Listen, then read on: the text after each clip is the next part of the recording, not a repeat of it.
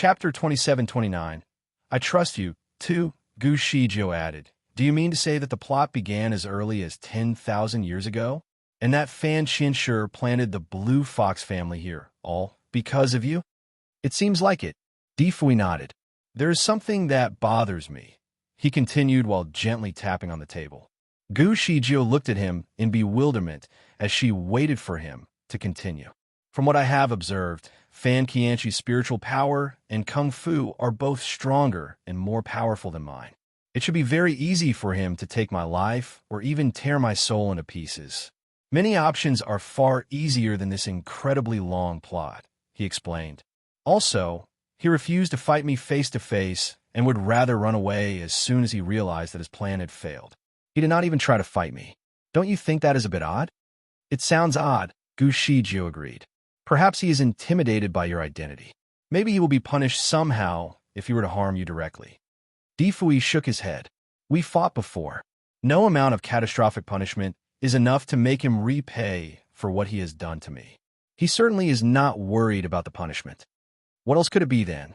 Perhaps I have a greater and more powerful identity, which happens to be intimidating to him. Maybe there is no way that he can kill me. Perhaps my death will restore my powerful identity once more, which will be his bigger threat. He must be afraid that I will take my revenge once I am back to where I belong.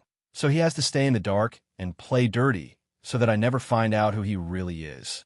I believe that he is trying to find a way to destroy me for good, so I will not become who I really am. Gu Shijiu remained quiet. She could not agree more with Di Fui's theory, but she could not say anything. Gu Shijiu recalled her dream. Everything seemed blurry, but the master of heavenly law and the man in black clearly made an impression on her. Could Fan Qianshi be the man in black? And was it possible that the master of heavenly law would once again become powerful once his life came to an end? Death would never truly occur to him. Once he became who he really was, Fan Qianshi would never be able to defeat him. Therefore, Fan Qianshi chose to conceal his true identity and would only disguise himself with other forms to help him blend in with Di Fui's surroundings.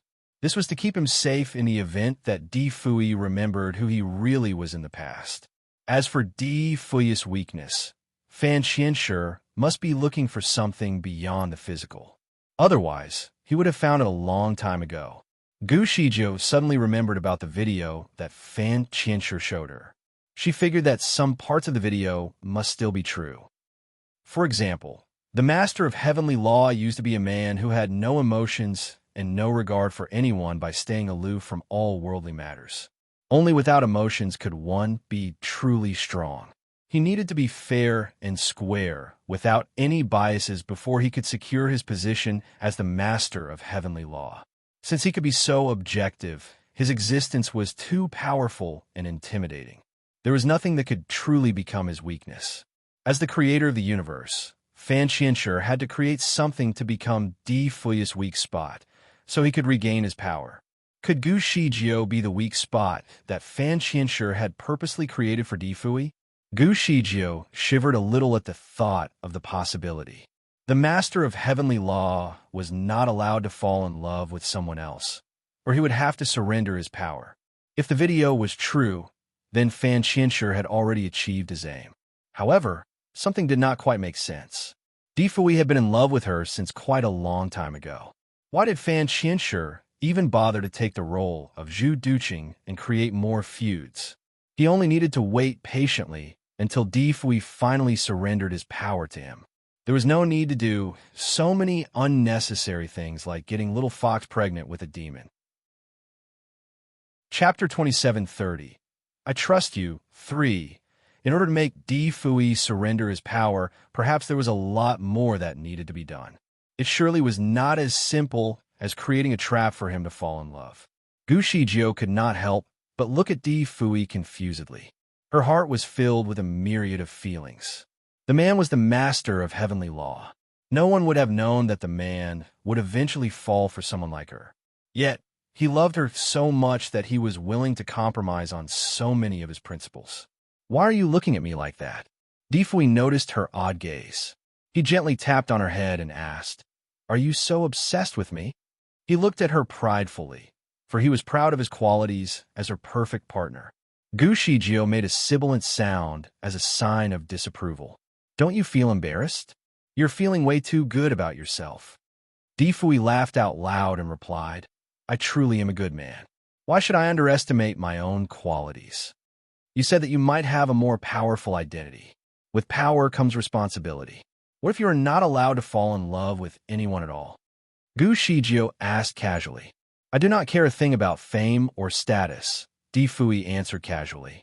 If there really is a conflict between power and love, I will give up the power. No matter what happens, I will never let you go.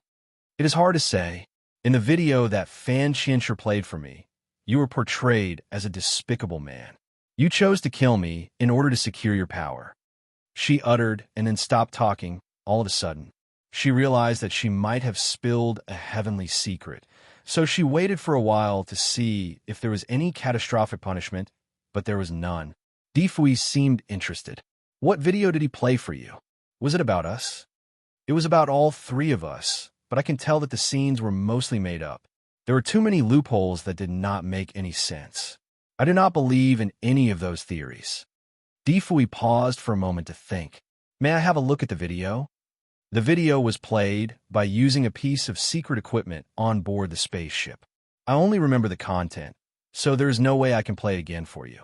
I can tell you more about it if you want. Difui shook his head in disapproval. The video could be important. You might have missed out on some points. He gazed at her in contemplation. If you do not mind, may I read your mind to look into your memory about the video? Do you know how to read one's mind? Yes. All right, go ahead then. Gu Shijio agreed without hesitation. After a while, Difui finally let go of his hands from her forehead. His silence was a clear indication of how shocked he was after seeing what the video was about. He needed some time to process everything and make things clear. Meanwhile, Gu Shijio was starting to get tired. She had been feeling quite exhausted for the whole past month. Therefore, she decided to close her eyes for a short nap. She would talk to Difui later when she was more rested. To her surprise, the short nap turned out to be a long, deep sleep. When she woke up, it was already the next day. She found herself in a bedroom at the Biwu Palace, instead of the lazy chair in the garden. Needless to say, Difui must be the one who had brought her back. Difui was lying close by her side. He was looking at her intensely the moment she opened her eyes. What do you think about the video? Gu Shijio was not embarrassed to stare back at him. The video is helpful to me. With a smile, Difui took the video as a possible answer to many of his questions. Are you saying that the video is based on true events? Gu Shijio was puzzled. After much thought, I realized that a few things could be true. Gu Shijio was ready to listen with all her ears. First of all, our identities should be true. I am the master of heavenly law, while he is one of the creators of the universe. Secondly, he refuses to accept that I am the master of heavenly law, so he tried to get his hands on this power. Thirdly, as the master of heavenly law bears no weakness or biases, he has to create a disturbance, which is why you were created in the first place. The rest is just nonsense. I'm not such an evil man. His theory made so much sense. Gu Shijio was relieved, but not entirely at ease. If you agree that he is the creator of the universe, do you also agree that you and I were both created by him? Difui expressed his disapproval. Although I remember nothing about my origin, my instincts clearly indicate that it is untrue. You, too, are not necessarily created by him. This video reminds me of the ancient story about how Pangu created the world for mankind and how Nuwa Empress made human figurines out of clay. Also, there was Fuxi, who created the laws to govern us. All three of them were the ancient gods. They were the ones who created the 6 worlds that made life possible. All of them were equally important, only with different tasks in nature. If I am not mistaken, Fan Qianshi was only pretending to play the role of Pangu by creating order in a messed-up world. He was not meant to control the heavenly law or to alter any regulations that were reinforced by the heavenly law. The heavenly law is just like Fuxi, one of the creators of the universe. Gu Shijio was astonished. So, am I the legendary Nuwa Empress? Chapter 27:31. She loved what he just said. Gu Shijio started to doubt herself. It does not sound right. Nuwa Empress knew how to make human figurines out of clay. She was the very ancestor of all mankind. I know nothing of that sort. In fact, Fan Qianshi is the one who knows how to make humans. The clones that he made are just examples. Di Fui gently rubbed her temples and said, "Silly, that was only a metaphor. I was only describing the relationship between Fan Qianshi and I. I'm not Fushi, and he is not Pangu. As for Nuwa Empress, there is no sign of any connection between you and her. She only exists in folk tales." Gu Shijio fell back onto the bed. That is disappointing. I thought I could be more powerful and noble. Di Fui lay down by her side and pulled her into his arms. Just be yourself. There is only one of you. No one can ever replace you. Why should you care about having a different identity? She loved what he just said. Her broad smile clearly showed how happy she was at that remark. Actually, I only want to be your perfect match. But there is no denying that I wish I could be as mighty as Nuwa Empress. Delightfully, Di Fui answered, I don't like Nuwa. I only like Gu Shijio. His words melted her heart. Gu Shijio buried her head in his chest. Yes, I am your one and only. So are you to me. Regardless of your identity, the one thing I want for us is to be together forever. He could feel her warm breaths on his skin and her soft body in his arms. Aroused, his blood started boiling in excitement. They had not had sex ever since they were reunited. Each night, he had to suppress his sexual desires every time he held her in his arms. Their sweet exchange was also a cause of physical and mental suffering to him. He wanted to make love to her so badly. Nonetheless, she had just passed her first trimester, so it should be safe for them to have sex. He continued to gaze at her intensely. Playfully, his fingers slowly circled her waist high, still deciding whether he should pull her robes open. Shijio, is it time? Gu Shijio looked up and caught the burning look in his eye. She could tell that he was aroused just from one look. She stammered a little. Her cheeks were already flushing crimson. Di Fui waited for a while, but she still had not answered his request. He thought that she was reluctant and was slightly disappointed to learn that. It is all right. I can wait until the baby is finally here, he replied with a smile. With that in mind, he did not want to be on the bed anymore. He decided to go outside for a stroll and calm himself down in isolation. To his surprise, Gu Shijio suddenly wrapped her arms tightly around his waist. Di Fui suddenly became motionless. He could feel her heat even through a layer of clothes. She said with involuntary pauses, Actually, there's no need to wait. We just have to.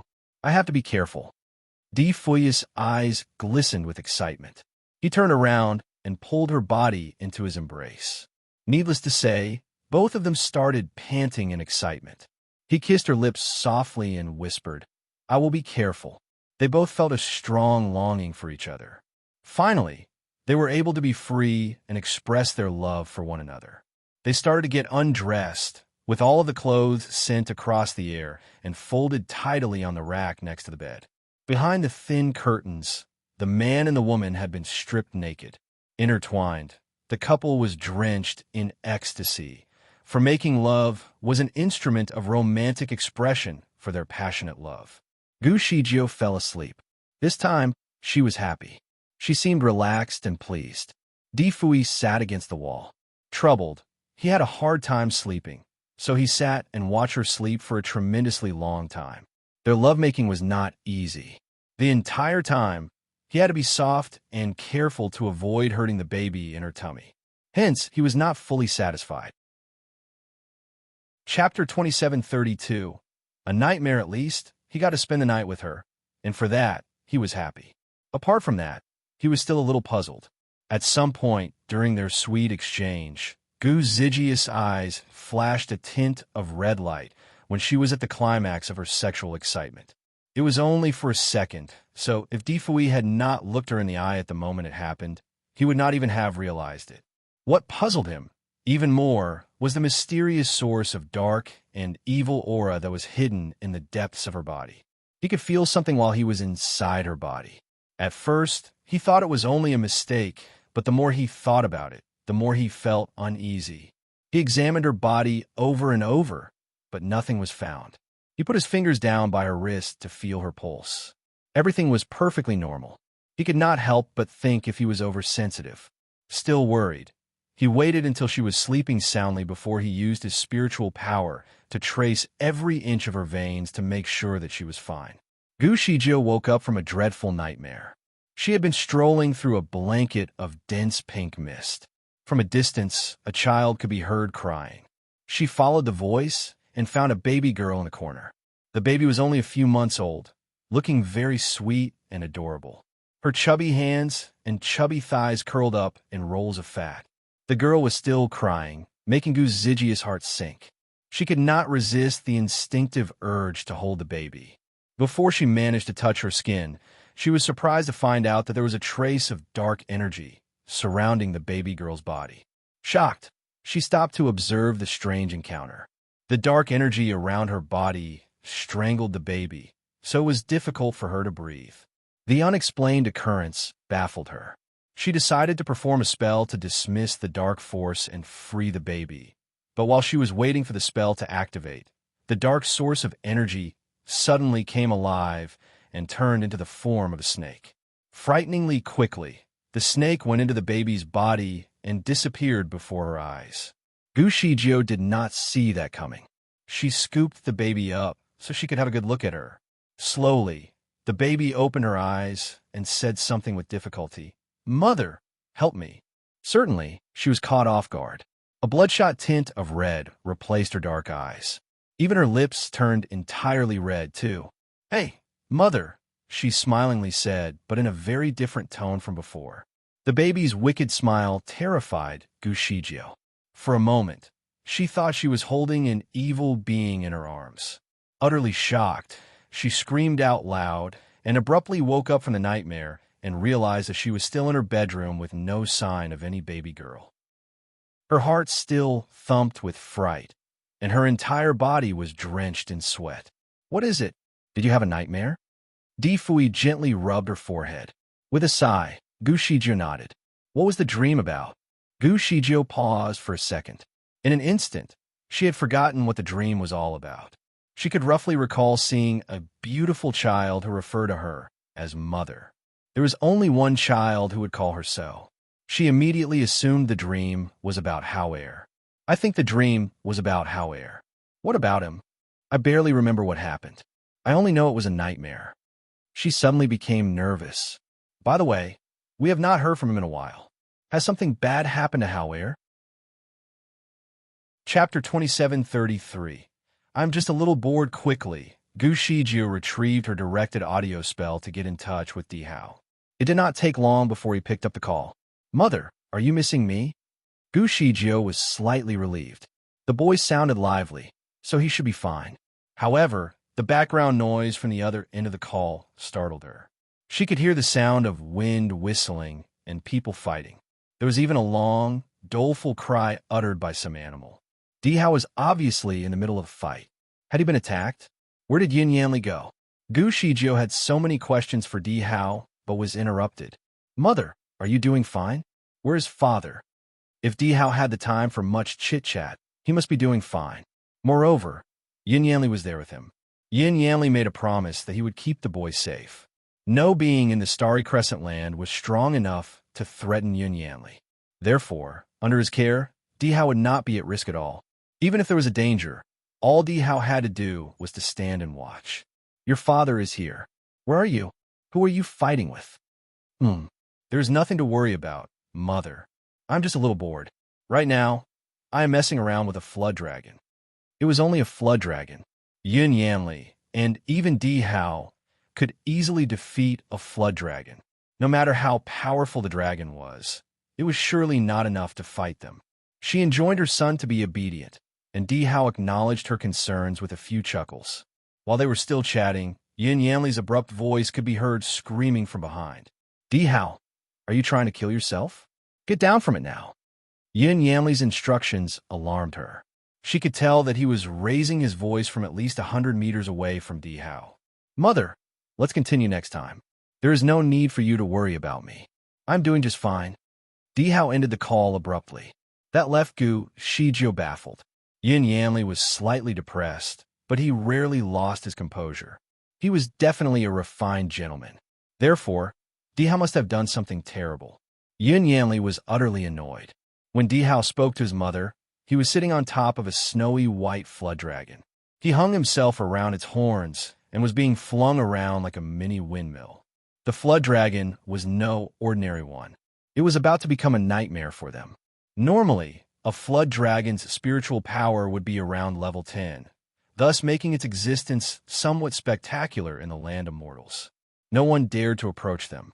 However, Yin Yanli could still easily defeat them all, even if 10 flood dragons chose to attack him at once. Hence, when Dihao told Yin Yanli to hunt down a flood dragon in exchange for his freedom, he did not hesitate to agree. Never had he expected that the flood dragon that Dihao found was the king of the herd.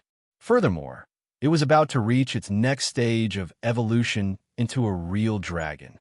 There were strict conditions to decide whether a flood dragon could be transformed into a real dragon. Sometimes, the probability was less than 1 in a million.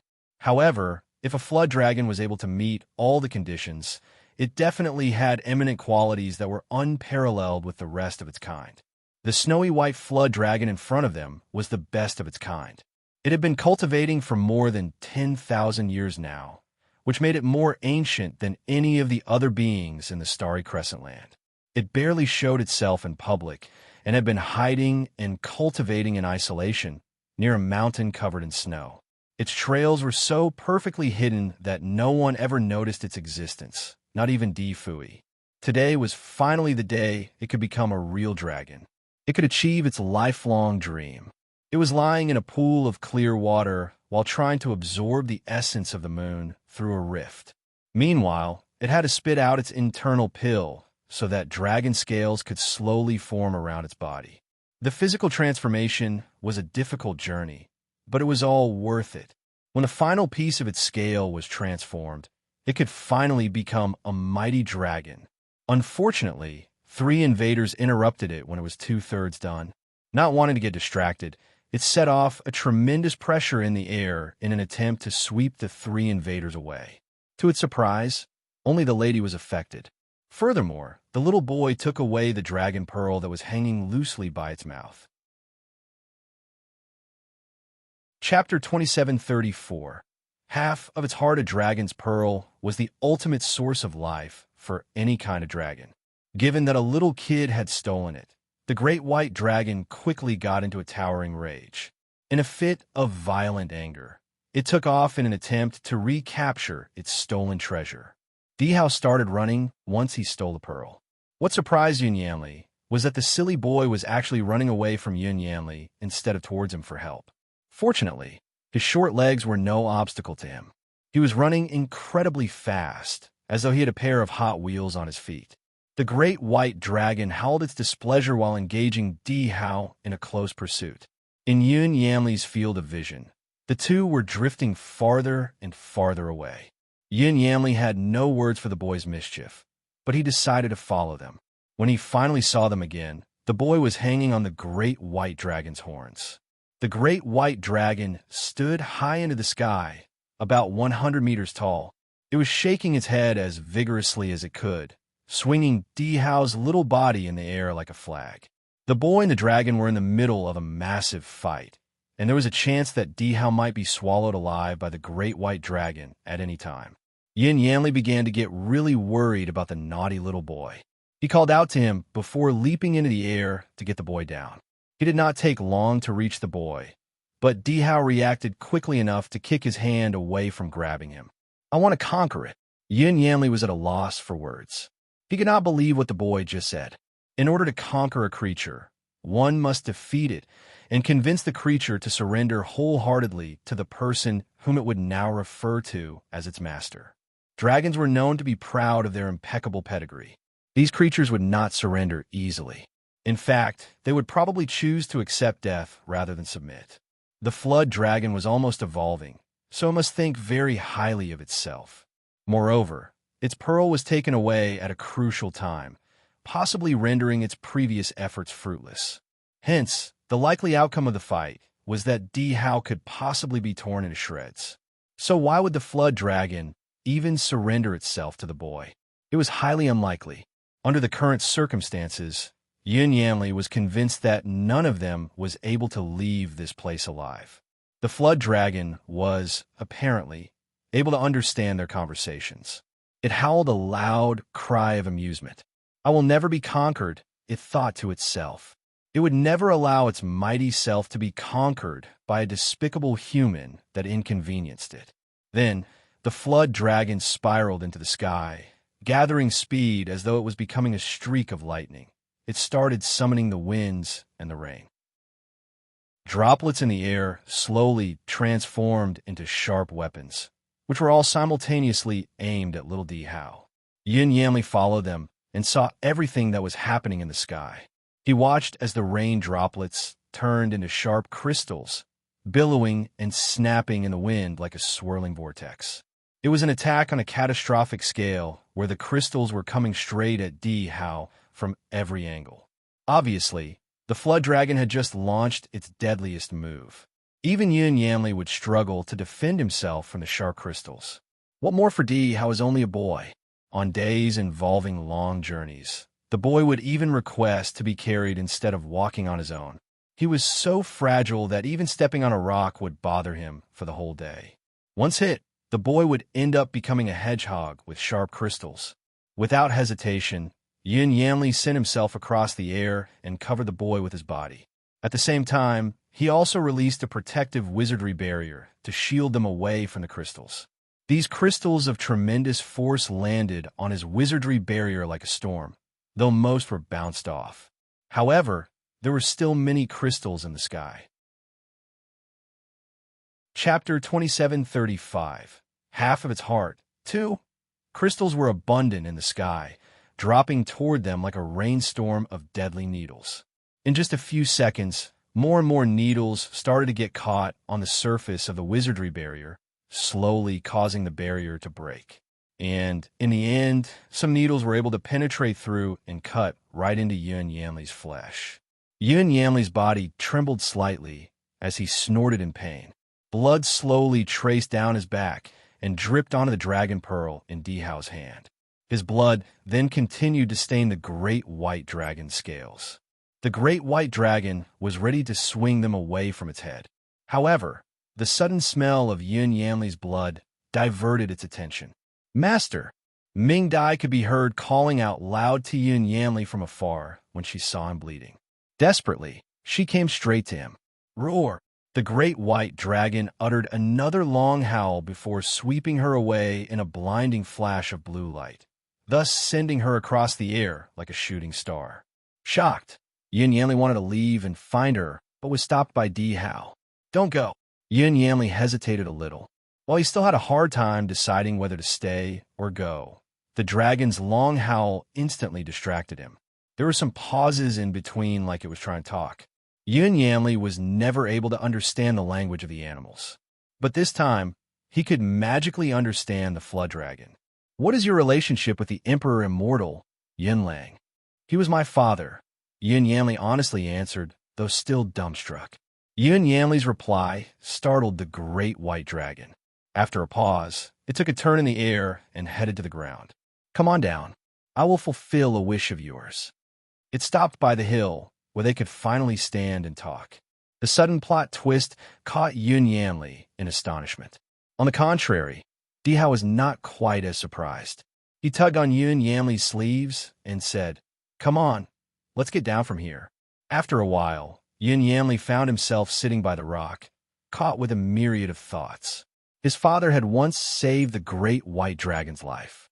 So, in order to repay its debt to the man, the great white dragon made a promise to Yun Lang that one day it would grant a wish to him or his children and fulfill anything that was asked. The only way for the great white dragon to recognize him or his children was to stain the pearl with blood. However, as an emperor immortal, Yun Lang never truly cared about the promise of a flood dragon, so he never mentioned anything about the promise or the flood dragon to Yun Yanli. The flood dragon valued loyalty very much. It had not forgotten about the promise that it made almost thousands of years ago. Yin Yanli was so surprised that he could not speak. Ask for half of its heart. Quick, ask for half of its heart. Yin Yanli could not deal with the cruelty. Taking away half of the flood dragon's heart would kill it. Meanwhile, the flood dragon had obviously heard Di Hao's request, but said nothing. It was patiently waiting for an answer from Yin Yanli. Could you give me half of your heart? Yin Yanli awkwardly asked. Is this your only request? Yes, Yin Yanli firmly said. The great white dragon first looked at little Di Hao in bafflement, and then to Yin Yanli. Ask the boy why he needs my heart. To save a life, Di Hao answered before Yin Yanli even translated the flood dragon's message for him. He obviously understood the flood dragon too. Puzzled, the great white dragon asked, It is nothing strange for this man, the son of my savior, to understand my language. His late father and I once made a blood agreement. When his blood is dripped on my pearl, we can communicate with one another. As for you, how did you manage to understand me? Because I am a genius, Di Hao answered frankly. Chapter 2736. Half of its heart, 3. The great white dragon was dumbstruck and decided not to linger on its earlier question. Whose life do you intend to save? The heavenly secret cannot be shared. Di Hao refused to tell. Di Hao gazed at the creature intently and reassured. You should know that the heart is very important to me and the world. I am sure that it will not be wasted. He continued to play around with the dragon pearl on his hand. You will not die even if half of your heart is taken. What you need is to use this pearl to recreate the other half slowly. In 10,000 years, your heart will once again become a whole. The great white dragon looked at him in disbelief. I cannot believe that you are so well informed about these facts. Who are you exactly? Di Hao, he answered delightfully. I have never heard of such a name. You have now. It is time for you to do what you have promised. Remember, I need the left half of your heart. The great white dragon hesitated a little. It was still unwilling to submit half of its heart so abruptly. It was finally the day that it could finally become a real dragon. Once its heart was taken, it would need at least another 10,000 years to reach the same milestone again. However, the promise must be honored. Even if it was unwilling to, it had no choice. The great white dragon still kept its promise, though it was not entirely ready. It had to endure the pain and slashed its chest open to take out its heart. With its sharp claw, it separated its heart chamber into two halves and submitted the left half to Di Hao. All of its scales were trembling due to the pain. Di Hao accepted the heart and, at the same time, returned the pearl to the great white dragon. He also offered it a bottle of medicine. This medicine will help your heart to recover faster. In 5,000 years, your heart will become whole again. The great white dragon headed straight into the snowy mountains to meditate and rehabilitate. It was then that Yin Yanli saw how messy the whole place had turned out to be. He then looked at Di Hao with a sudden realization. I finally know why you insisted on following me around. Your company has not been entirely pleasant, but I know now that you are only doing this all because you really needed the other half of the flood dragon's heart. Yes, Di Hao answered him honestly. How did you know that the connection between the flood dragon and I? Di Hao looked away and softly said, The heavenly secret must not be told. Yin Yanli was not quite pleased. At first, he did not want to agree to Di Hao's overbearing request. He never wanted the child to be around, but one directed audio changed his mind. The child promised to share more about Zhu Duqing to prepare Yin Yanli for his revenge. Without any forethought, Yin Yanli agreed. He thought that taking a child with him should not be much of a problem, even though he could tell that Gu Shizhou was not entirely at ease to see her child go. Acting on impulse, he made a promise to Gu Shizhou that he would protect Di Hao at all costs until the child was returned to her once more. Never had he imagined the kind of trouble he would have to go through. The child was too naughty. Many a time, Yin Yanli wanted to send the boy back to his mother. However, the boy would cry whenever Yin Yanli threatened to send him away. It was unusual to see a beautiful baby crying with great distress. Every passerby would automatically judge Yin Yanli. As for Ming Dai, It looked as though she was the one instructing him to be cruel to his son from a different wife. It was a frustrating experience, to say the least. Ming Dai was never fond of the little intruder who disrupted her personal time with Yun Yanli. So she was never friendly to Di Hao. The way she looked at him was even violent at times. However, she knew that she was not allowed to hurt Di Hao, or else Yun Yanli would be in great trouble. She had to suppress her urge to stab the boy in the back, even though she hated him to a great extent. Chapter 27:37. Whose life are you trying to save? She did not utter a word to Di Hao for the entire time that they traveled together. The little one was acting weird as well. He only cared about Yun Yanli and never gave Ming Dai any attention. When Yun Yanli had to be away for some errands, he would ask Ming Dai to take care of Di Hao for a while, but Di Hao was never keen on it.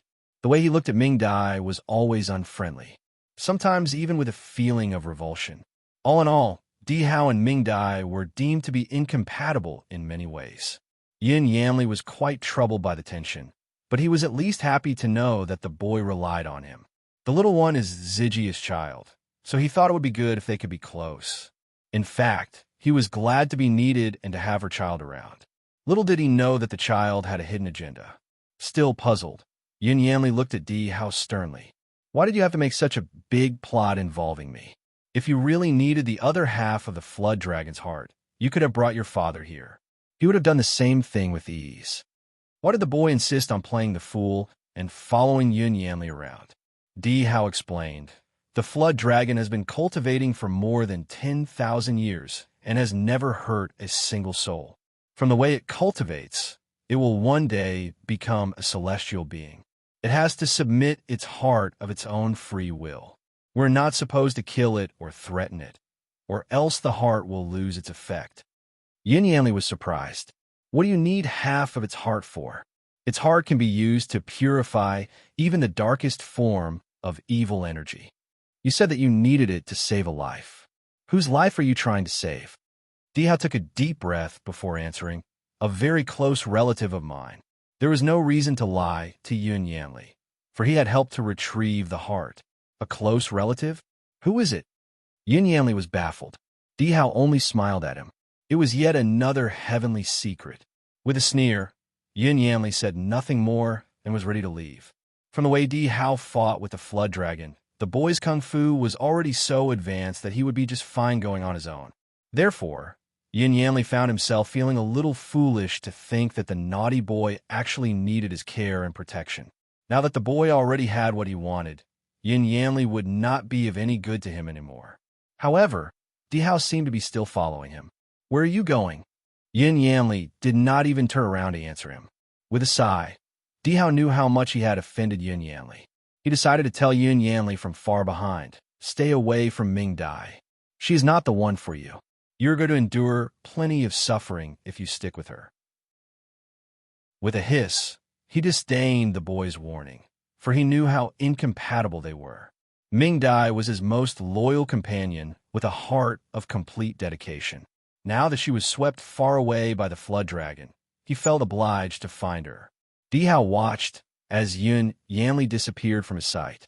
He shook his head in disapproval, for he realized how soft-hearted Yun Yanli was for the woman. He would never be able to kill her, even though she would eventually become the greatest obstacle in his life. Di Hao started thinking if he should help Yun Yanli as a favor for what the man had done for him. He felt the need to kill the woman. When Di Hao found Ming Dai, she was unconscious.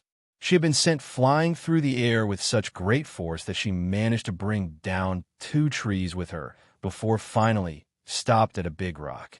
Her celestial physique managed to keep her alive even though she was fatally injured. Her breathing was very weak, like a candle flickering in the wind.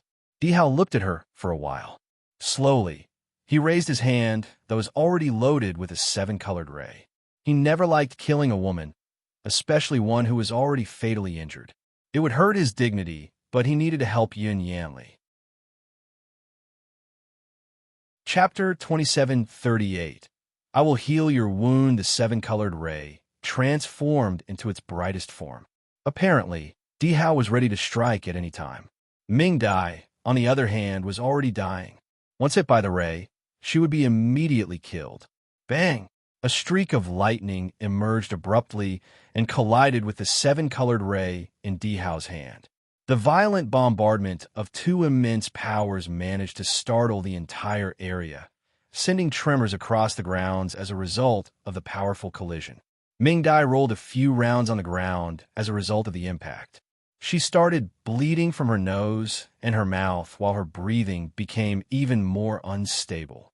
Understandably, Dihao was pushed away by the impact as well, and the blood in his body started boiling. He was a little pale and needed a moment to catch his breath. The force that stopped him was a celestial lightning bolt. In the sky, black clouds gathered overhead. It was an unmistakable, ominous sign of more lightning to come. He knew that the first streak of lightning that hit him was only meant to caution him. If he insisted on killing the woman, he would be struck for real. Nevertheless, he refused to heed the warning and carried on with his mission to kill. Dihao, what are you trying to do? A voice could be heard calling out loud from afar. In an instant, Yun Yanli emerged from the sky and stood himself between them. Yun Yanli's predestined fate seemed like an inexorable doom to the man. Dihao finally gave in and changed his mind. He looked up and said in a discreet manner, Yun Yanli, Ming Dai is never going to be the right one for you. You have to be careful around her. Do not let her become an obstacle in your life. Yun Yanli remained silent. Dihao certainly did not seem like an ordinary child. He talked like a divine being who was overlooking a mortal that was beneath him. The boy's serious expression certainly startled Yun Yanli a little. However, he did not know how to respond at the time. Swiftly, Dihao left them alone. Yun Yanli was still caught in bewilderment. The boy often caught him off guard with many unexplained occurrences. It was also pretty odd that Dihao was the first to locate Ming Dai in this desolate corner. None of the things he said or did made any sense to Yun Yanli. Was he only saying all this because of his unpleasant encounters with Ming Dai? Or had he foreseen something in the future? While Yun Yanli was all caught up in his thoughts, Ming Dai finally recovered from her unconsciousness. Master, I'm glad that you are safe. She became hopeful at the plain sight of Yun Yanli. Yun Yanli knew that Ming Dai was the most loyal companion that he could ever have. She was also the only one who truly cared for him. Therefore, he could not let her die. He helped her up. Sit up.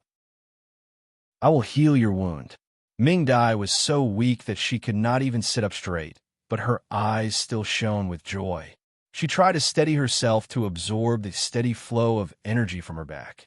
Yun Yanli was transferring part of his spiritual power to revive her veins and vessels that were slowly dying away. Slowly but surely, signs of life returned to her ailing body. Yun Yanli had been quite distant to her for a while. They never really talked, as he seemed annoyed about the fact that she left the Shura world for him. Although Ming Dai felt despaired, she refused to surrender. The more he pushed her away, the more motivated she became. She disregarded all of Yun Yanli's disapprovals and stayed by his side insistently. She was loyal and faithful and ever-present to serve all of his needs. He finally showed kindness to her and even offered to drain his spiritual power to heal her wound. This would be a good start. Clearly, he was not entirely unmoved by her devotion. After an hour, the entire treatment was complete. Yun Yanli finally let go of his hand from her back. Without the support, Ming Dai's body started to sway, and suddenly, she spat out a mouthful of blood. She seemed to be falling back to the ground. Yun Yanli reached out for her and supported her with his arm. Still not feeling well. Meanwhile, she supported her head on his chest. Ming Dai's pale face clearly showed how uncomfortable she was. I feel terrible. Chapter 2739. Address me as your brother. Yun Yanli frowned and checked her pulse once again. He realized that there was no improvement in her injury, and she was still unable to move around by herself. She struggled to get up. I can walk. She spat another mouthful of blood after struggling for a moment. Yun Yanli remained silent, but carried her in his arms. He'll get someone to check on you. He was not a medical expert, but common injuries were not something difficult for him. Nonetheless, he was helpless when it came to such severe injuries like hers. Ming Dai rested in his arms while he carried her. She could finally lean on him. She had been waiting for this moment for years. That embrace belonged to her. No one could take it away. She would kill anyone that came in her way right now. Suddenly, she seemed to recall something. "Where is His Highness, Di Hao?" she asked as she looked around. "Did the dragon eat him?" "He left," Yin Yanli replied calmly. He did not want to talk about that kid right now. Ming Dai was delighted that the annoying kid had gone. She could finally have some alone time with her master. "That kid is too," she was going to say annoying, but she quickly changed her mind, "too mischievous. His parents did not even bother to educate him." Yin Yanli's gaze darkened. "Ming Dai, stop judging. He is just a kid." As usual, Ming Dai did not argue with Yin Yanli. "Noted. I just feel that he does not look like a kid. What's worse is that he has been getting you into trouble. I'm mad that he made a mess. I'm sorry. He'll stop talking." Anyway, she was pleased that he had left. She knew that Yin Yanli did not love her, but that did not matter. She loved him, and she believed that love takes time to grow. Therefore, she was confident that Yin Yanli would fall in love with her one day. Yin Yanli silently leaped into the air with her in his arms. However, it almost crashed into someone on the way up. Kuan Shui. Kuan Shui was wearing a green robe, which made him look like a hermit. Similarly, he frowned in surprise as he saw Yin Yanli. He replied with a charming smile. "Your Highness Yin, how are you doing lately? It's good to see you again." "Oh dear, what happened to your subordinate? Did she get struck by a lightning bolt?" Yin Yanli automatically had a bad headache when he saw him. He took a step back and replied, "This has nothing to do with you." He then turned around and was ready to leave. Nonetheless, Kuan Shui stopped him with his flute. "She looks terrible. Are you sure that you can treat her injuries?" Yin Yanli got his message and quickly asked, "Do you know how to heal her?" Kuan Shui chuckled. "I'm an expert in this field." Yin Yanli heaved a sigh of relief when he heard Kuan Shui's reply. "Great. Can you treat her injuries?" Kuan Shui was dissatisfied with his question. "Is this how you beg for help?" Yin Yanli tried to endure his wickedness despite the misery he was already facing. "Could you please, insincere?" Yin Yanli clenched his fists secretly and added, "What is considered sincere? What do you want?" Yin Yanli knew that Kuan Shui would not be easy with him, and he had to go through a series of tortures if he needed his help. Kuan Shui pondered as he played with the flute in his hand. "Address me as your brother." Yin Yanli immediately shouted, "Are you sick?" He knew that Kuan Shui was fooling him. Yin Yanli walked away without entertaining the request. Kuan Shui immediately added, "Her blood vessels and nerves are severely injured.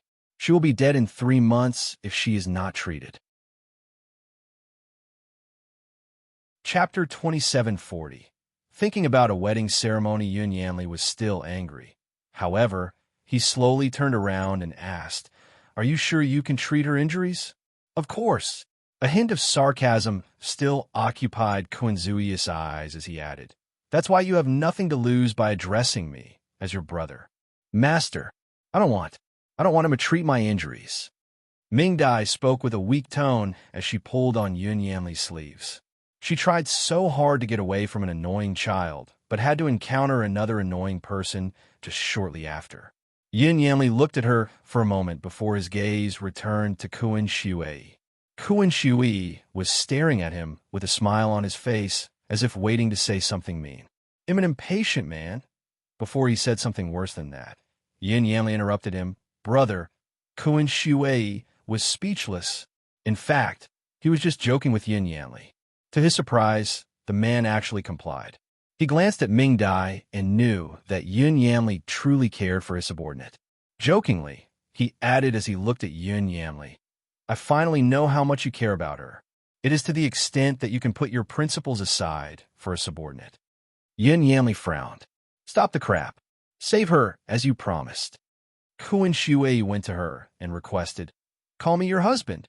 Yin Yanli's face went pale. "Kuan Shui, are you a man? Breaking promises is not something a real man would do." Coldly, Kuan Shui laughed. "I've never thought so highly of myself. In fact, breaking promises is very common among devils. Have you forgotten this?" Yin Yanli's face turned dark as he turned away with Mingdai in his arm. He must have been insane to listen to Kuan Shueri in the first place. He was not a trustworthy person. In fact, he might not even be capable enough to heal Mingdai. Perhaps he was just making fun of him. Only Di Fui could tame a man like him. Within seconds, Yin Yanli disappeared along with Mingdai.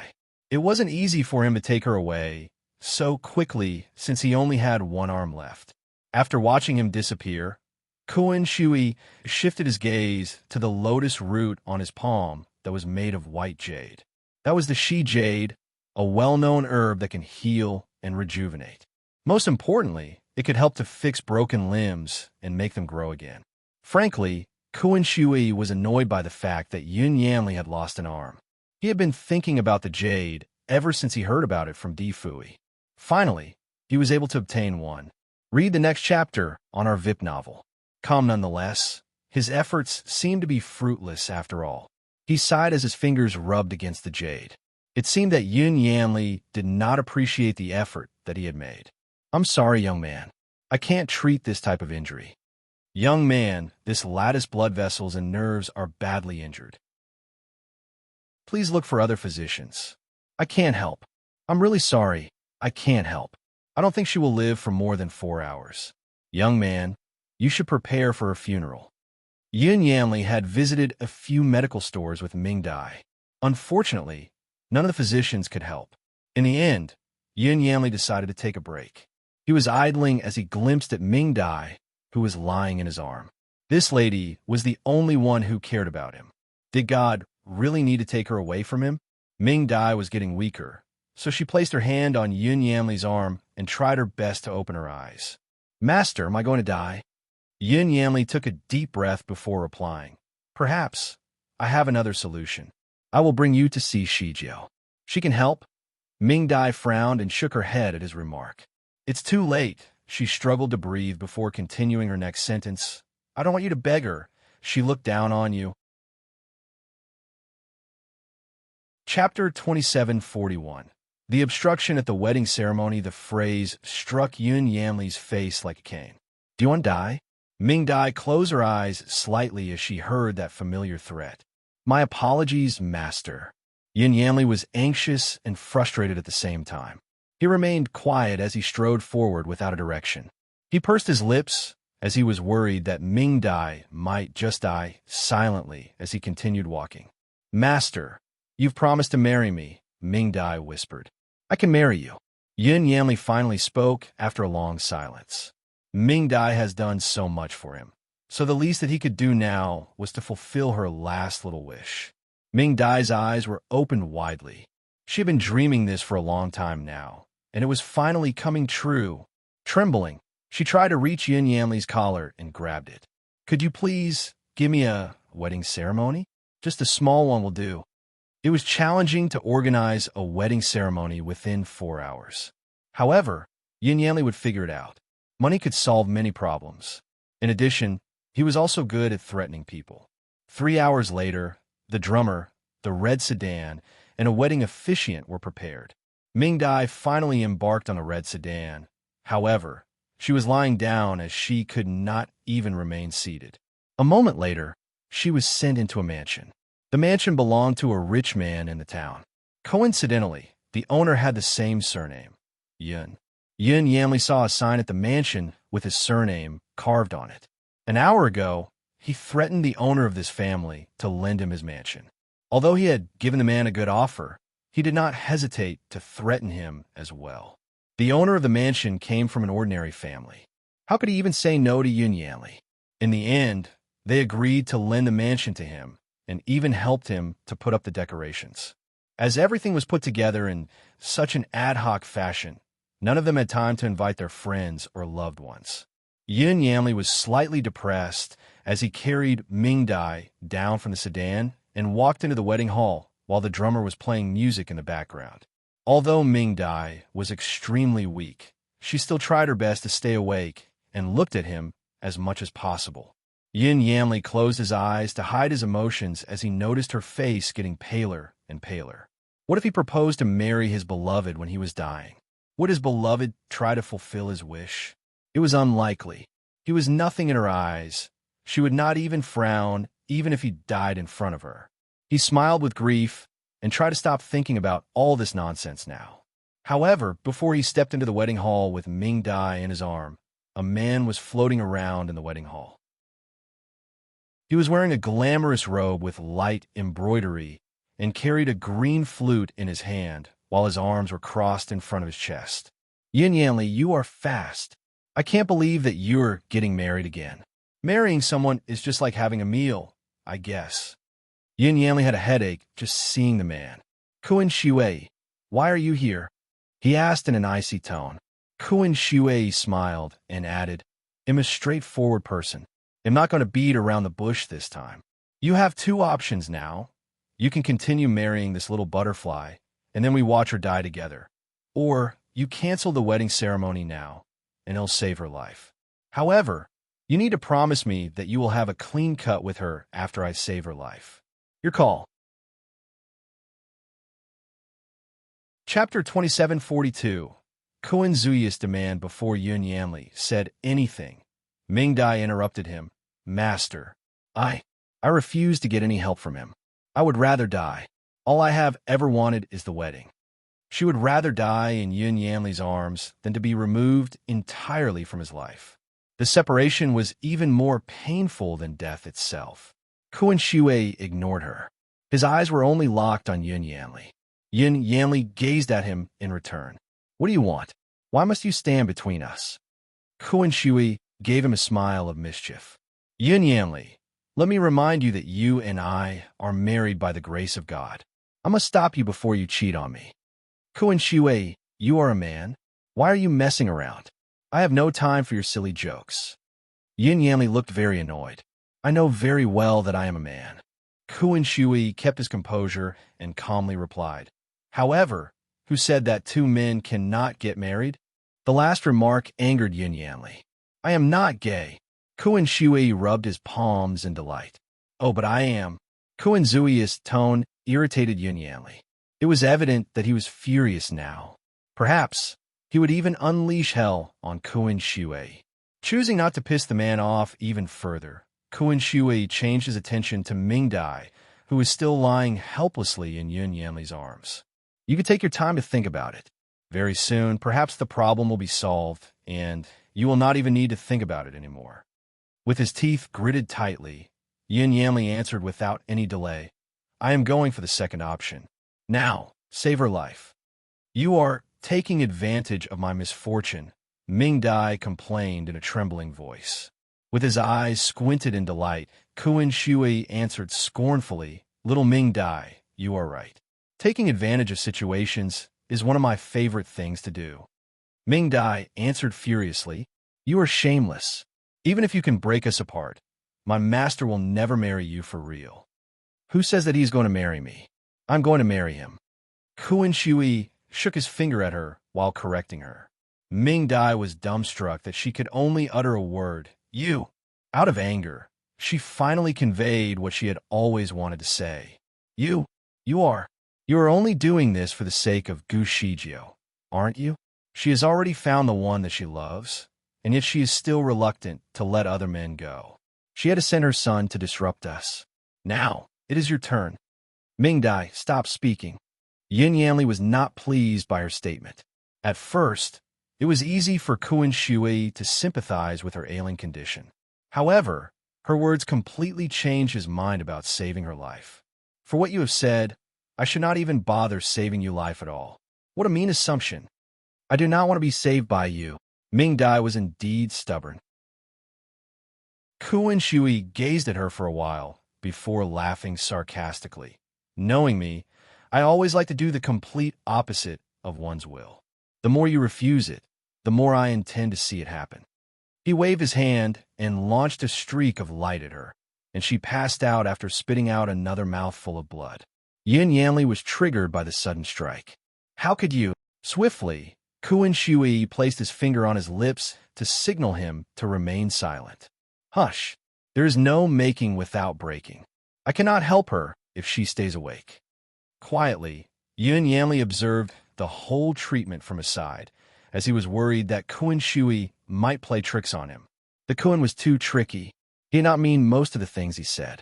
Even the name that he first used to introduce himself to Yun Yanli was not his real name. It was only much later that Yun Yanli finally knew that his name was not Kuan Yunjan. He would not believe it if he did not hear his friends calling him by his real name. Nevertheless, this time, Kuan Shui did fool around. He was committed to delivering what he promised. Yun Yanli watched everything from the side. He noticed that Kuan Zui's complexion changed to become quite pale and tired. It looked as if he was the one with the injury. When Kuan Zui's sleeve slipped off, his bare arm also caught Yun Yanli's attention. Part of his skin seemed burnt with apparent wrinkles. Chapter 2743.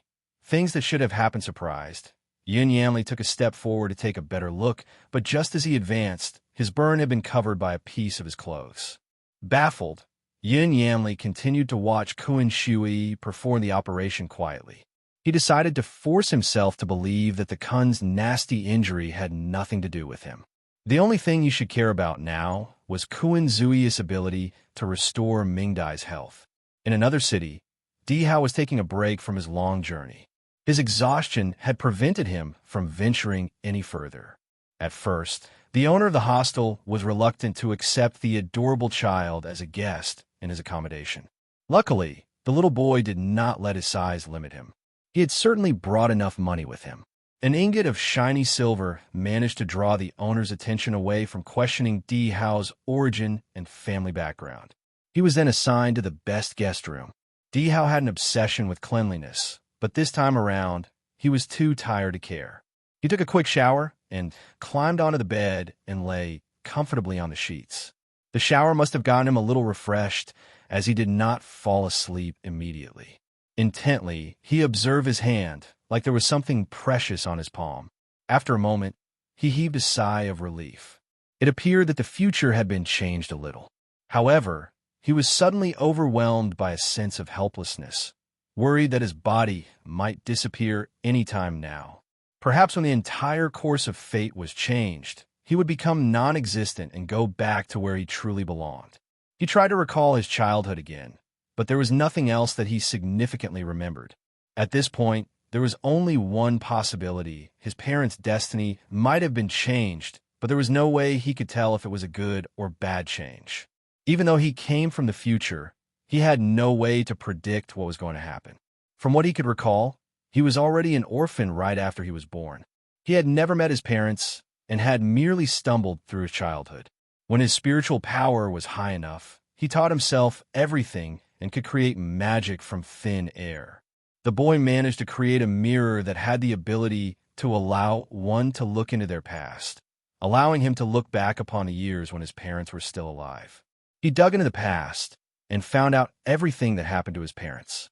From his vision, his mother and father never mended their fences in the Shuro world, as Yin Qing Luo was there to put every obstacle in their way. Their misunderstanding snowballed. Although both of them managed to disarm the array formation that affected the entire Shuro world, they never managed to make peace with one another. Gu Shijio eventually left the Shuro world with grievance and returned to the Starry Crescent Land.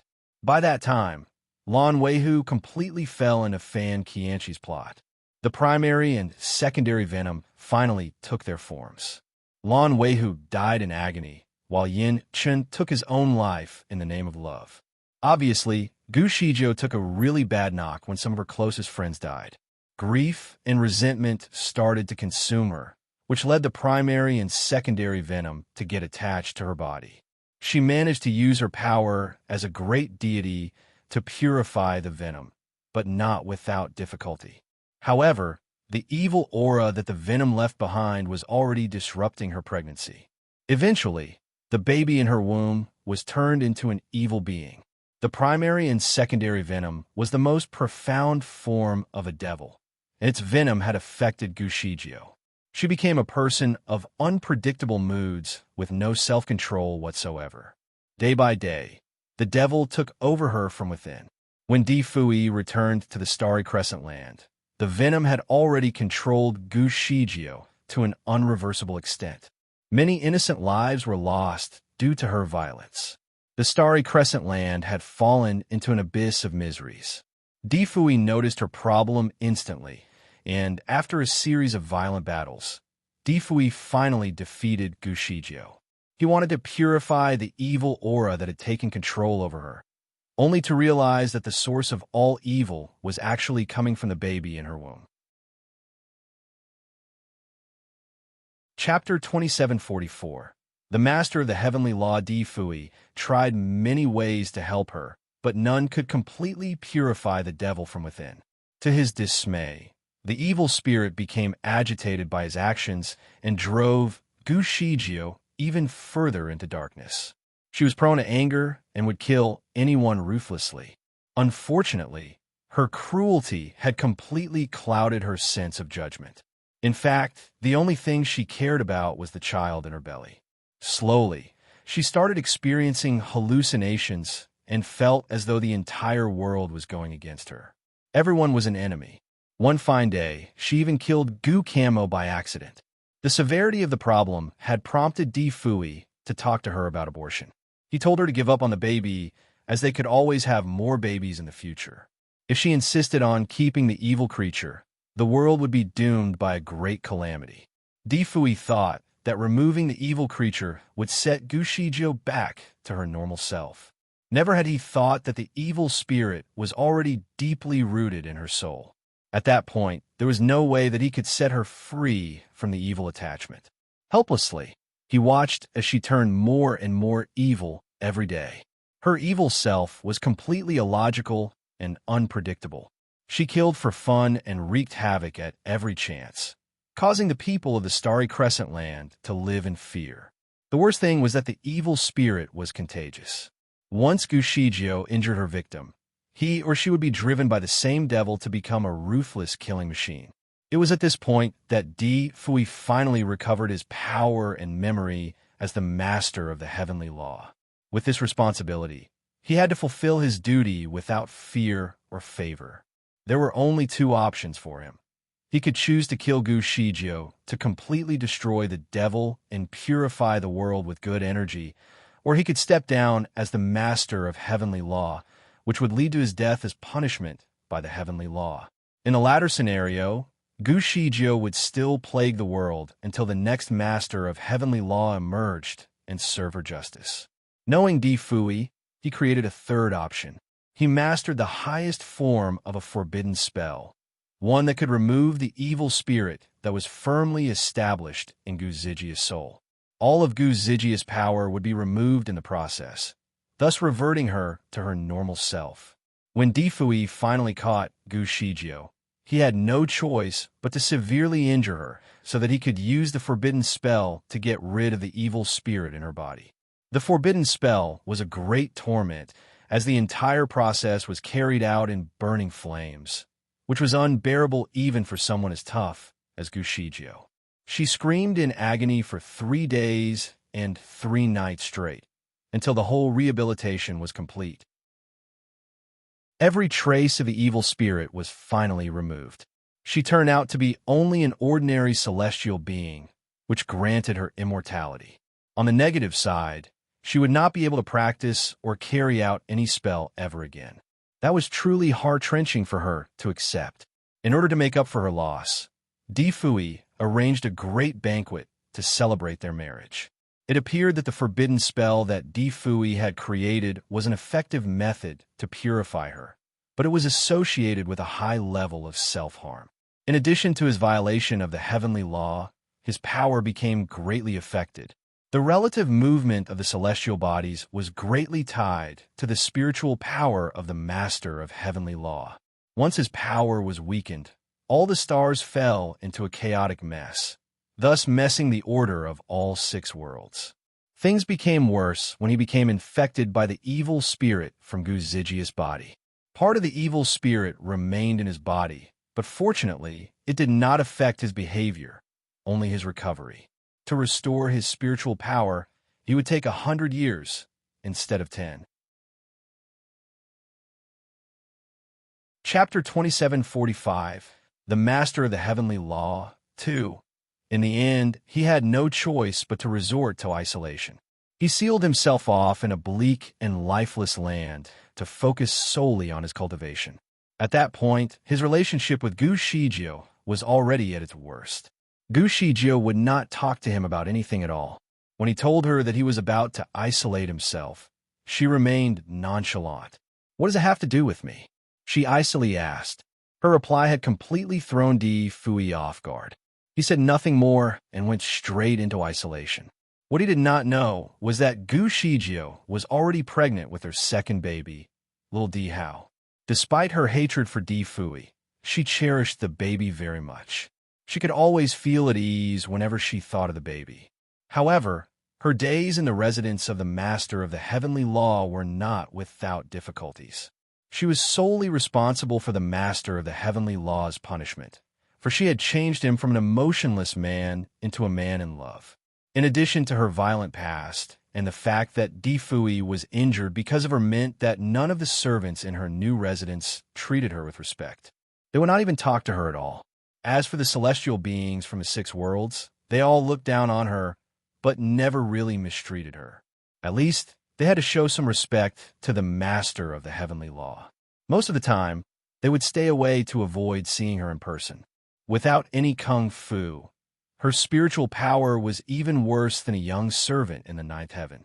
Anyone could simply hold her down with a single strike.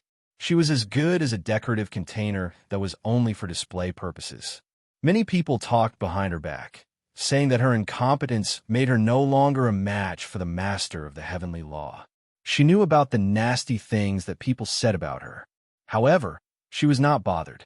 The only thing that truly hurt her was the loss of her power. Being remarkably persevering, she tried many ways to practice her kung fu, but her attempts were all defeated by the internal injuries of her nervous system. Every time she tried to practice, every inch of her veins ached with wrenching pain. In the end, she chose to give up all for the sake of her baby. Di Hao was a celestial baby, which made him unique. He had been in her womb for 3 years. She was almost convinced that the baby that she was carrying was highly abnormal and could even turn out to be a beast. Fortunately, some fetal movement in her belly reminded her that the baby was well and alive. For the past 3 years, Di Fui had never shown up at all. Hence, Gu Shijio felt forgotten. Although she never complained about it, deep down, she still cared. Apparently, Di Hao chose to come into the world at a bad time. Since Gu Shijio was alone most of the time, she often got bored. Hence, she would go out and travel every once in a while. When the contractions happened, she was caught in the wilderness. Extremely strong waves of pain immediately consumed her. She was all alone, and the pain she was experiencing made it impossible for her to get home. Therefore, she found a quiet place and thought about delivering the baby herself. Di Hao's strength as a celestial baby was not to be underestimated. It certainly made it very difficult for Gu Shijio. The entire labor lasted for 10 days in a place that was cold and miserably isolated. Even when she was struggling with her labor, Di Fui never showed up at all. When she could no longer handle the pain alone, she finally cried his name out loud, hoping that Di Fui would hear her calling. Di Fui once told her that if she called his name out loud while wearing the love bracelet, he would be able to hear it. No matter where he was, he would surely make his way to her in not more than 2 hours. It had been more than 12 hours since her desperate call, but Di Fui was still nowhere to be seen. Understandably, she became unconscious the moment the baby was delivered. When she regained consciousness, she was still in the forest. Strong winds raved through the trees and numbed her body because of the intense cold. Understandably, Di Hao's birth was not properly handled, so the naked baby had been exposed to the cold for the past few hours. His signs of life were like a candle in the wind. Chapter 2746. The Master of the Heavenly Law 3. Gu Shijio struggled to carry the baby in her arms and was alarmed by his lack of vitals. Frantically, she tried to save the baby's life, but there was nothing that she could use to restore the health of an infant. She tried many ways, but the baby was still unresponsive. He was not even breathing at the time. She watched helplessly as the baby died in her arms. Alone, She sat in the snow with the dead baby in her arms for hours. The snow had covered her entire body in white by then. Soon, she passed out in the snow again due to the intense cold. When she woke up, Fan Qianshi was the first person she saw. In the predestined fate, Fan Qianshi's identity remained concealed. He was never exposed from the beginning. He stayed anonymous, even when the invasion of Blue Fox Planet happened in the Starry Crescent Land. There was no conflict between him and Di Fui, nor had they ever met. No one knew he was actually the man who plotted it all. Not even Di Fui or Gu Shijio was aware of him. Gu Shijio was distraught with anxiety the moment she woke up and could not find a baby. Fan Qianshi told her that the baby was already dead and cremated. The news had brought her nothing but misery. She became hollow from within, and soon she became very ill. There was no reason for her to live on anymore, so she began to be suicidal. Nonetheless, Fan Qianshi refused to let her die. He was, without a doubt, capable of stopping her from taking her own life. As a start, she was placed under intensive surveillance 24 hours a day. You cannot stop me. You may be able to stop me now, but you cannot stop me forever, she firmly argued with the man. As long as she was determined to kill herself, she would eventually do it. After a long pause, Fan Qianshi told her that death should not be the only thing that she sought for. Without the baby, she still had her husband. As expected, Gu Shijio sneered at him. After all these years of disappointment, she had lost all hope in Di Fui, the almighty master of the heavenly law.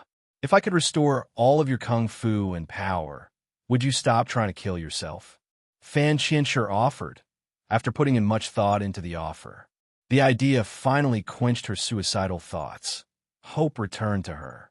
Fan Qianshi treated her very well.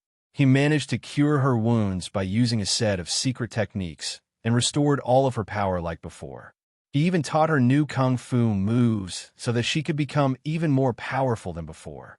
They were together every day and night. So Fan Qianshi eventually fell for Gu Shijio, but the feelings were not mutual.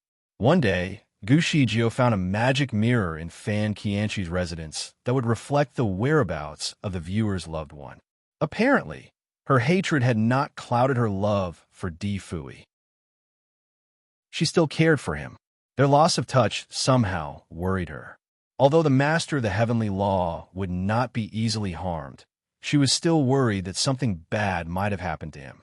Determined, she turned the mirror on and saw Di Fui on the screen.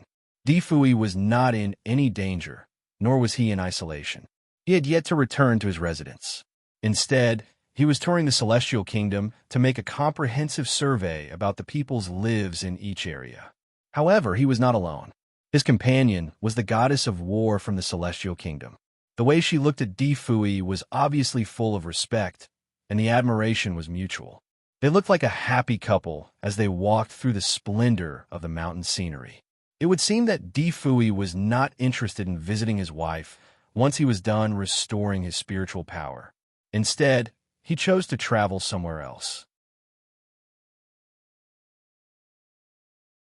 Chapter 2747. The Master of the Heavenly Law. 4. Di Fui had not contacted anyone from the Starry Crescent Land to inform them about his plans. It would appear that he could really go on living as though she never existed. The goddess of war started a conversation with him, involving details about his wife. However, Di Fui did not seem to care. He shook his head and answered with a smile, "There is nothing special about her. I have lived for millions of years. Love affairs mean almost nothing to me. She was only a woman I met when I was undergoing a catastrophe in the lower bound. We were madly in love back then, but now that I have returned to the course of the heavenly law, nothing about us matters anymore. She once carried our child, but the child turned evil in the end, so I had to destroy it. She was injured in the process, so I decided to take her back and give her a place to stay. My residence had space for her. After all, aren't you going to visit her?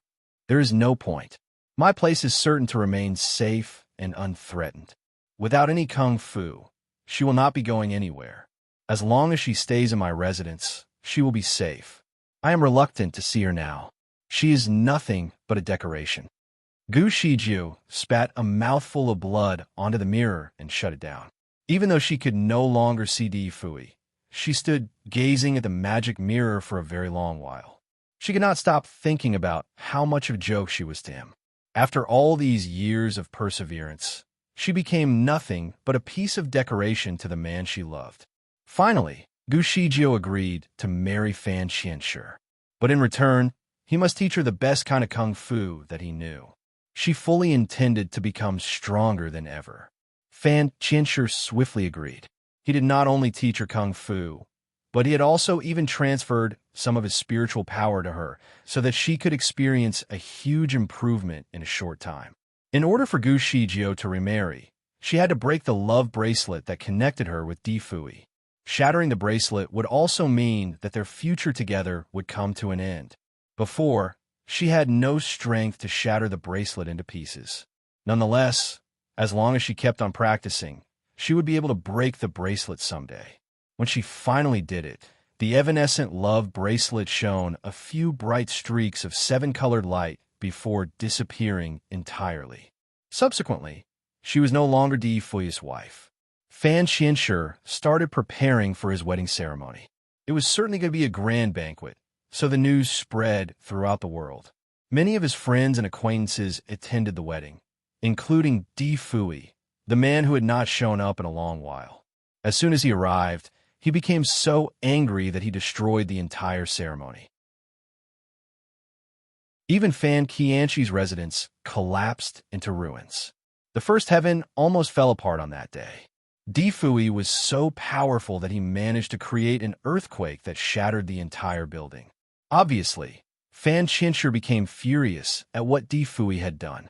After an exchange of words, the two celestial beings decided to settle things then and there. The fight was absolutely world-shaking, destroying many things. In the very end, Fan Qianshi was defeated, and Di Fui burned him to death by using the fire of Red Lotus. As for Di Fui, he was severely injured too. Gu Shiju was a spectator during the fight and watched as Fan Qianshi died before her eyes. She was definitely enraged and became overwhelmed with resentment and hatred. Without much thought, she started attacking Di Fui. She summoned a sword and charged it with all of her power. It was the deadliest strike that she could launch at Di Fui. All this was to seek revenge for Fan Qianshi and herself. However, she had never really thought that the sword would really hit Di Fui. When she rushed aggressively towards him in the attack, he saw her coming, but never defended himself at all. The sword cut through his heart and nailed him to a wall. Naturally, no amount of weapons was able to hurt the master of the heavenly law.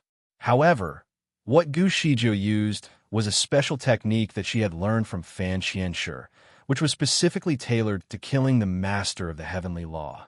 As punishment for Di Fui's violation of the heavenly law, he was no longer clothed in an armor of proof. Gu Shiju was his weakness, and also the only person who could ever truly kill him.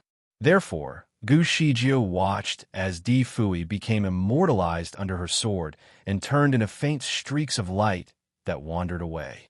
He wanted to explain himself, but never had the chance. Chapter 2748, The Master of the Heavenly Law 5. Before he disappeared completely, he managed to utter two last words, "Our child." Gu Shiju became dumbstruck in the aftermath of his death. She slowly sank to the ground, tried to absorb and accept what had happened. Fan Qianshi and Di Fui both had many friends. Both parties found it unacceptable that the same woman had caused the death of two mighty beings, especially since no one knew the truth behind the feud. They only believed what they saw. The two powerful men were dead, all because of the same woman. They gathered around her and started judging her like an evil enchantress who would only bring death to whoever she came into contact with. Words of abuse and contempt filled the air. Some were cursing at her. Others were crying at the loss of the men that they worshipped. Despite their harsh words, she remained unresponsive the entire time. In actuality, she could not even hear a word they said. Still trembling, she looked at her hands in remorse and started murmuring, as if talking to herself. "Why? Why didn't you fight back? She kept repeating her hoarse whisper. Every word was filled with deep regret and guilt. Her hands were still stained with Di Fuyi's blood. The strange thing was that instead of dripping away, his blood began to seep through her skin. All of a sudden, Gu Shijio seemed to have emerged from her preoccupation. Her body started trembling violently. She took the sword in her hand and stood up abruptly as her power was so strong that her aura became instantly intimidating, pushing everyone away from her. Finally, they realized that the woman who they once thought was useless had become so powerful in an instant. She retained an unpleasantly overbearing aura that would make the people around her fall to their knees and surrender themselves to her. Panicked, they wanted to run, but their feet were too weak to move. Everyone in the crowd thought that it was the end. The woman would surely make them suffer. However, to their utter surprise, Gu Shijio did not even bother to look at them.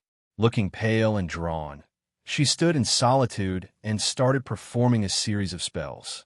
Some informed ones could tell that she was performing a type of soul-calling spell, one that could summon dispersed souls no matter how fragmented the deceased might be. After a long attempt, not even a fragment of the person's soul who she was trying to rescue was collected. In despair, she finally stopped trying.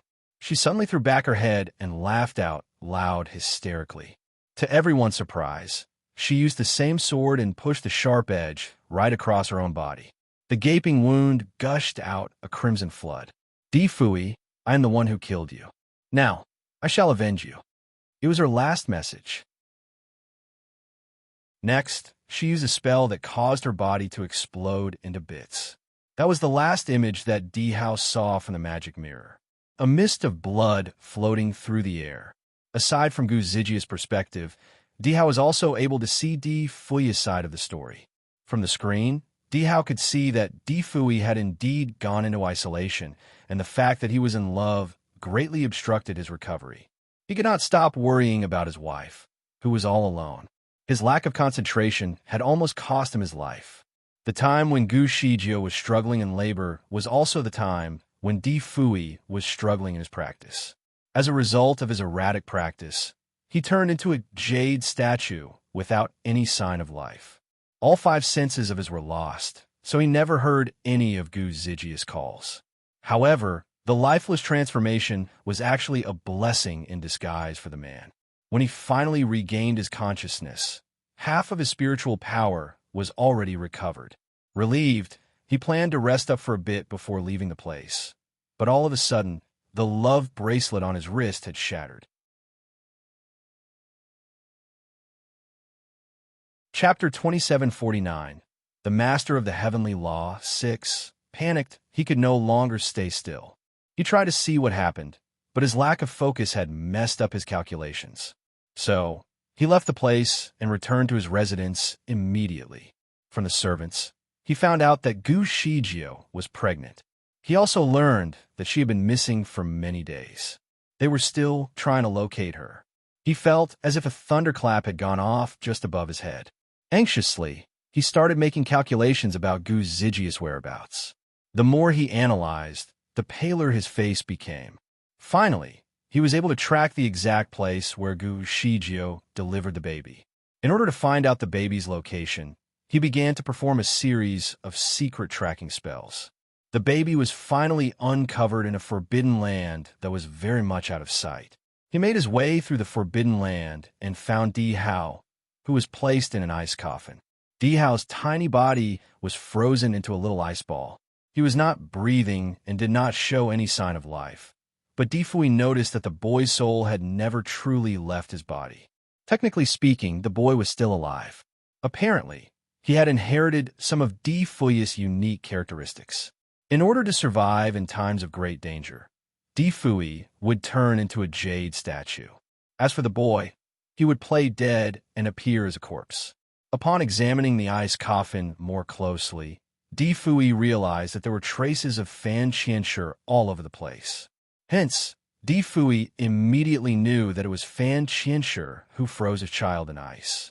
Surprised, Di Fuyi used his power to melt away the ice so that he could transfer some of his spiritual power to the boy and revive him. The boy's exposure to the cold had significantly weakened his health. He could not even keep his eyes open. Without Di Fui's help, the boy would certainly never be able to wake up. While Di Fui was trying to save Di Hao, he also took the time to collect any clues around the ice coffin to understand the scenario better. He tried to picture the entire scene and imagined Fan Qianshi taking the baby in and sealing him away in the ice coffin. Before Fan Qianshi left, he had placed his hand on the coffin and said, "You have already obtained the rarest kind of celestial body, even at such a tender age. What a miracle! I will freeze your body here for a while. Your blood and flesh can be of good use to me in alchemy. I can make a special pill out of your flesh, one that can make your mother fall irrevocably in love with me." Having retrieved Di Hao from the ice coffin, Di Fui then carried the baby away from the Forbidden Land. As soon as he escaped, the news about Fan Qianshi and Gu's Zygius wedding was already publicly announced. Nonetheless, he would not allow the wedding to happen, even if it meant spelling his death. However, the baby was too weak to be involved in the fight, so Di Fui set up a wizardry barrier around him before putting him in a cave. The cave was very well hidden, so there were hardly any signs of human activity around. In addition, there was a source of spiritual power in the cave, so the baby could absorb the very essence of heaven and earth to nurture his spiritual body. Before he left, he sealed off the cave with another wizardry barrier so that no outsiders could enter and disrupt the baby. When everything was secure and done, he headed straight to Fan Qianshi's residence. At this point, Di Hao had already seen everything that he needed to know. He knew how his parents would eventually die. Every image was vividly played. Every conversation was clearly heard. However, he could not figure out what they were all thinking about when the incident unfolded. He never knew the true cause of his mother's great change in the end. However, he was sure that what she saw in the mirror was not true. Fan Qianshi must have twisted the facts and made her see something else. Di Hao became an orphan ever since he was only a baby, so he never got to know his parents in person. However, he believed that his mother would not kill Di Fui. Some sort of spell must have been controlling her until Di Fui's blood disarmed the limits to her power, possibly enabling her to take back control of herself. However, when she finally regained her consciousness, the mistake had already been made. There was no way she could amend it. Chapter 2750. The Master of the Heavenly Law 7. Di Hao became the next Master of the Heavenly Law. He finally learned about the responsibilities and realized how rebellious his father had been to keep his family safe. Nonetheless, he did not succeed. It seemed that their love was destined to end with heartbreak. Having grown and gained enormous power, he used a secret technique to find out about Fan Qianshi's history, which was the first time he really learned about the man's identity and his intention behind the plot. Initially, Di Hao believed that Fan Qianshi wanted to be with Gu Shijio, and that was the start of how all three of their lives came to an end. However, after knowing more about Fan Qianshi, it appeared that the only thing that he truly wanted was to become the master of the heavenly law. However, his lack of capability obstructed him from competing with Di Fui. Thus, he had to play dirty. Gu Shijio was only his tool, as she was the only one who could kill Di Fui. Many plans were set in place in this elaborate plot, and things slowly evolved to the point that he desired. Everything worked out well for him. He did not even need to expose himself or his true intention. The only thing that did not happen according to his plan was his death. He never thought that he would die in the hands of Di Fui first. In the very end, all was lost for Fan Qianshi. He achieved nothing from all his troubles. The yellow candlelight was diffused in the dark. There he sat, reminiscing about what happened to his parents. He could not help but heave a deep sigh of relief, for the venom in Lan Wei's body was the key that led to his parents' tragic death. Without the venom, his sister, Di Xue, would not have died before she was born. His mother would not have suffered under the control of the evil spirit placed in her by Fan Qianshi. Di Hao managed to change many things after traveling through time by accident. For example, Fan Qianshi's identity was already exposed at such an early stage. Furthermore, The primary and secondary venom had not taken shape to cause any harm. Even his father had regained his memory as Di Fui in advance and was no longer the innocent little Nianma of the past. Finally, his parents had completely talked themselves out of their misunderstandings. Although his mother once had contact with Lan Weihu and was affected by the evil aura, it was nothing serious. The evil aura was not enough to cause any harm to her body. The baby was still Di Shiyue, not some evil being. With half of the flood dragon's heart in his possession, everything was going to turn out well. Di Hao looked at his little hand in faint lights and started giggling. He was glad that his limited body size had not hindered his capability. He thought to himself that what he had accomplished was rather impressive. With that in mind, he rolled around comfortably in the sheets. However, another question struck him. If the course of history were to be changed completely, his parents would still be alive, so his father would remain as the master of the heavenly law. Perhaps he would not need to take on the responsibility and could be free to pursue whatever he wanted. It was the kind of future that he looked forward to. Just keep going, he thought to himself. When Di Hao was busy celebrating his milestone, Di Fui finally found the hidden devil in Gu's Zijia's body. The devil was very well hidden by masking its evil power with Gu Zijia's spiritual aura. Also, its evil power had significantly been toned down to become as natural as her spiritual aura, so no one would realize its existence. The only noticeable difference was Gu Zijia's change of mood, but the symptom could easily be misread as part of pregnancy. Fortunately, the devil was still weak. In order for it to grow, it needed to absorb more energy from a strong man. Its need for a male had triggered Gu Zijia's sexual cravings. The two lovebirds had always been passionate about one another. Only this time, Gu Shijio was the desperate one. Di Fui was happy and baffled at the same time by his wife's sudden change. What surprised him was the decrease in his spiritual power every time they had sex. Anyone would easily overlook the slight decline, but not Di Fui. Being an acute observer, he noticed the difference the third time they had sex. When they were nearing the climax of their lovemaking, Di Fui purposely observed the condition of her body and finally caught a slight movement of the evil being. The devil was quietly absorbing his yang energy from his body. The thing seemed to be already alive. It seemed to have noticed Di Fui's suspicion, so it immediately withdrew itself to avoid being discovered.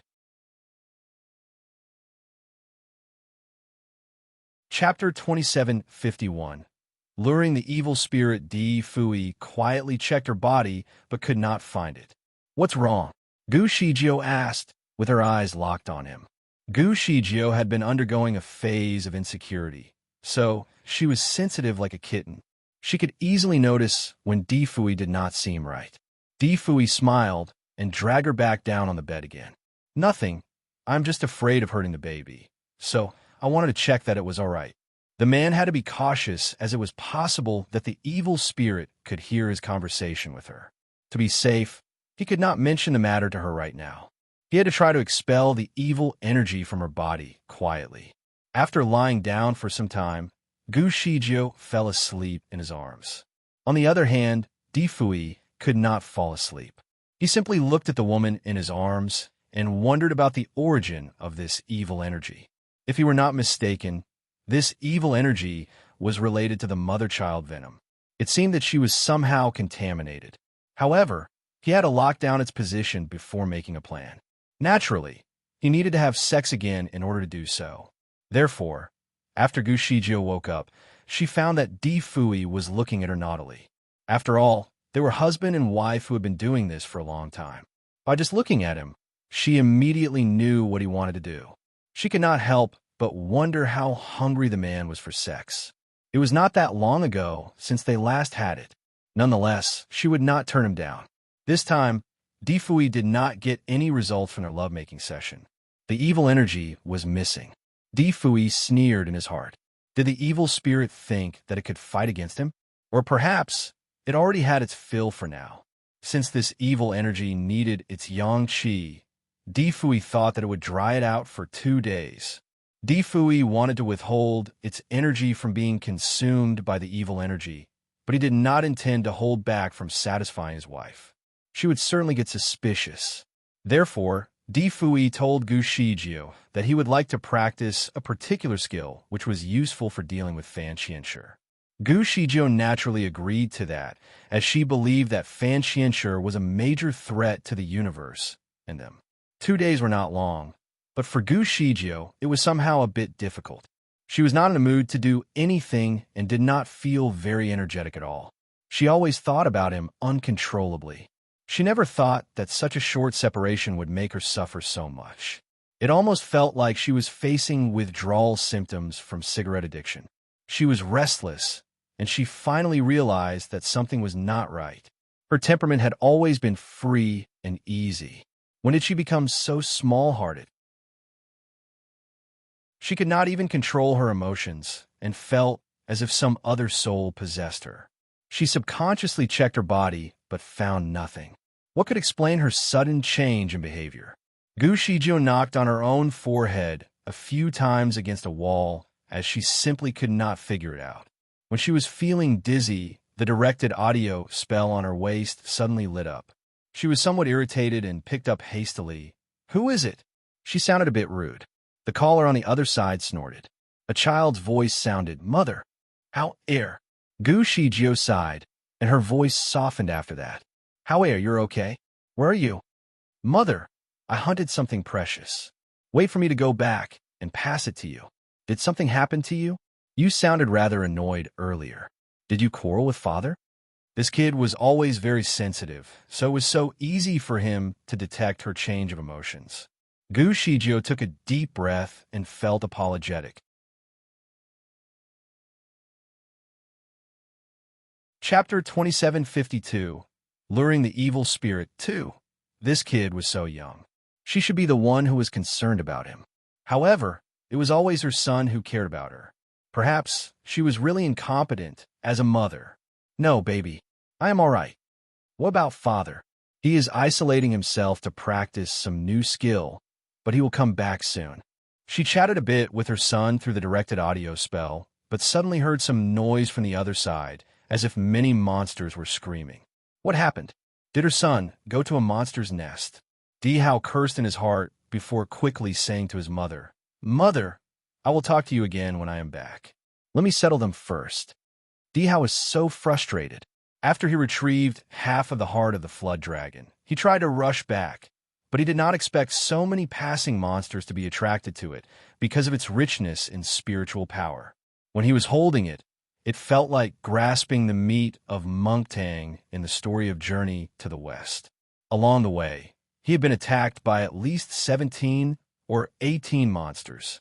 Even strange birds had rushed toward him from above. At that point, there were colorful lights condensed in his palm. Simultaneously, he had a murderous look on his face indicating that he was ready to kill anything and anyone that stood in his way. Had these creatures and monsters overlooked his abilities because he was a kid? He wanted to give them a lesson that they would never forget. When the directed audio spell was hung up, Gu Shijio was stunned for a moment. She was already at the level of great deity, so she had encountered countless monsters in her life. Therefore, she no longer feared the sound of roaring creatures. However, this time, when she heard the monsters coming after her son, her heart suddenly shook and her stomach suddenly growled. She had an inexplicable desire to rush over to him and catch a few fierce beasts to eat. Was this something that pregnant women would normally face? It was normal for them to crave certain things and feel uneasy if they were not satisfied. All of a sudden, Gu Shijio felt very warm at home, and her throat was parched. She quickly went out as she wanted to take in some fresh air. There was a big lake in the Biwu Palace that was rich in spiritual power, as well as aquatic animals. There were certainly countless rare and delicious fish inside the pond. Gu Shijio stood on the bridge over the lake for a moment. She then leaned over to watch the fish under the bridge.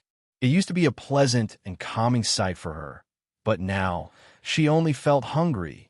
She tried to suppress the desire but failed, so she just jumped into the lake. Mu Feng and the gang had been secretly watching her, and they were so shocked to see what she just did. The lake was definitely cold and not suitable for swimming. To make matters worse, Gu Shijio was pregnant.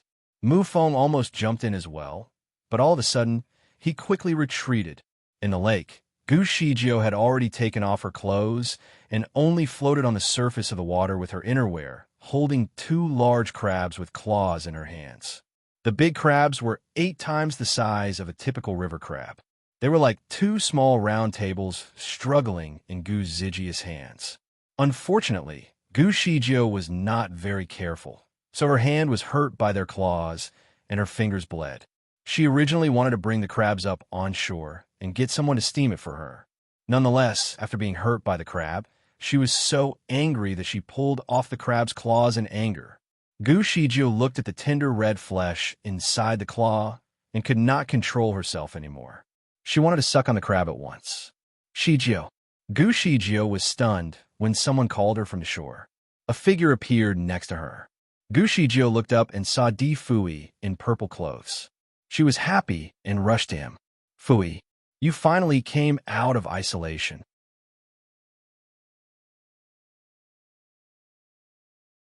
Chapter 2753. Luring the Evil Spirit 3.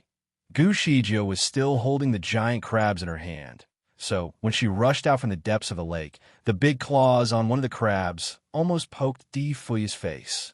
Swiftly, Di Fui waved his sleeves, and the 2 crabs suddenly appeared on the shore. While he reached for her hand and pulled her out, he used some spiritual power to dry her hair and clothes. Do you feel like eating crabs? I can cook it for you. Let's go back first. He then took her back into the residence. Di Fui's cooking had improved significantly of late. He cooked the 2 big crabs personally and added some rare spices to the crab meat before asking her to eat them slowly. The crab meat was cold in nature and not suitable for pregnant women. However, the special spices somehow neutralized the meat so that it would not harm her if she had some. To be honest, the crab cooked by Di Fui was very delicious, but Gu Shijio had no appetite after eating 2 mouthfuls. It seemed that she would prefer to have raw meat instead, just like before, when she had ripped off one of the claws of the crab she captured. When she realized this, she was shocked. She suddenly remembered Lan Wei's case and recalled that Yin Xian used to say that after the venom had infected Lan Weihu, she was also very thirsty for meat. Could it be that she had a child venom fetus in her belly? The thought shocked her, and the piece of crab in her hand fell to the ground. What's wrong? Di Fui held her hand and asked. Gu Zijia's face was a little bit pale. Fui, am I pregnant with a child venom fetus? The baby in my stomach. The thought of it was too scary that she did not dare not say it out loud. Di Fui grabbed her waist. Why would you say so? My dear, you have overthought. It cannot hide from me if it is a child venom fetus. Your baby is well, and there is nothing wrong. Gu Shijio was slightly relieved, but was not fully at ease. I feel that something is wrong. She then explained her realizations from the past few days. Di Fui listened to her and let her finish. Then he smiled and said, I have asked for advice from a few midwives. It is normal for a pregnant lady to have a variety of strange reactions. Everything that you have mentioned so far is normal. Don't overthink it. But why do I crave for you as though I am craving for a cigarette? Well, that proves that we are really in love and we can't live without each other. Baby, I am very pleased. Di Fui smiled and pulled her in his arms. Speedily, he then kissed on her lips. Gu Shijio pushed him away. You are not taking this seriously. Her eyebrows furrowed in frustration. She could not explain why she absolutely missed the man when he was away, but felt normal again when he was back by her side. She snuggled in his arms and looked at his handsome face.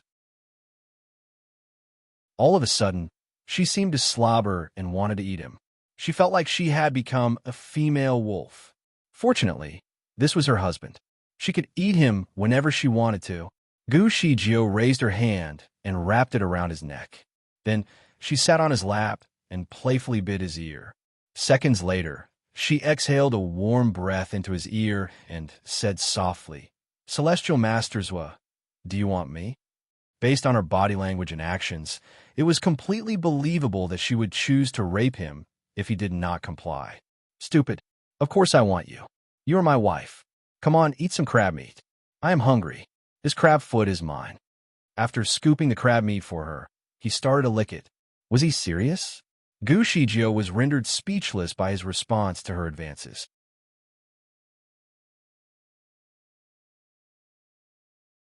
Chapter 2754. Luring the Evil Spirit. 4. Since Di Fui was enjoying the crab, she did not want to interrupt him and decided to practice patience. He left for 2 days, and he didn't even miss me. Is he getting tired of me? When she suddenly came up with this thought, she was shocked. When did she become so desperate? She was even more desperate than a housewife. Although she knew that she was overthinking, she found that she could not control her feelings and emotions. Nonetheless, Gu Shijio did not want to look like a fool, so she decided to suppress the negative thoughts. After some time, it seemed that Di Fui genuinely did not miss her. He was chatting with her about everything under the sun, but never mentioned to bring her back to the bedroom. Gu Shijio became more and more anxious, and finally, she could not help it. She rushed to him and pulled his robes. She almost drooled as she shouted, "Fui, I want you. Now." Immediately, Di Fui was speechless.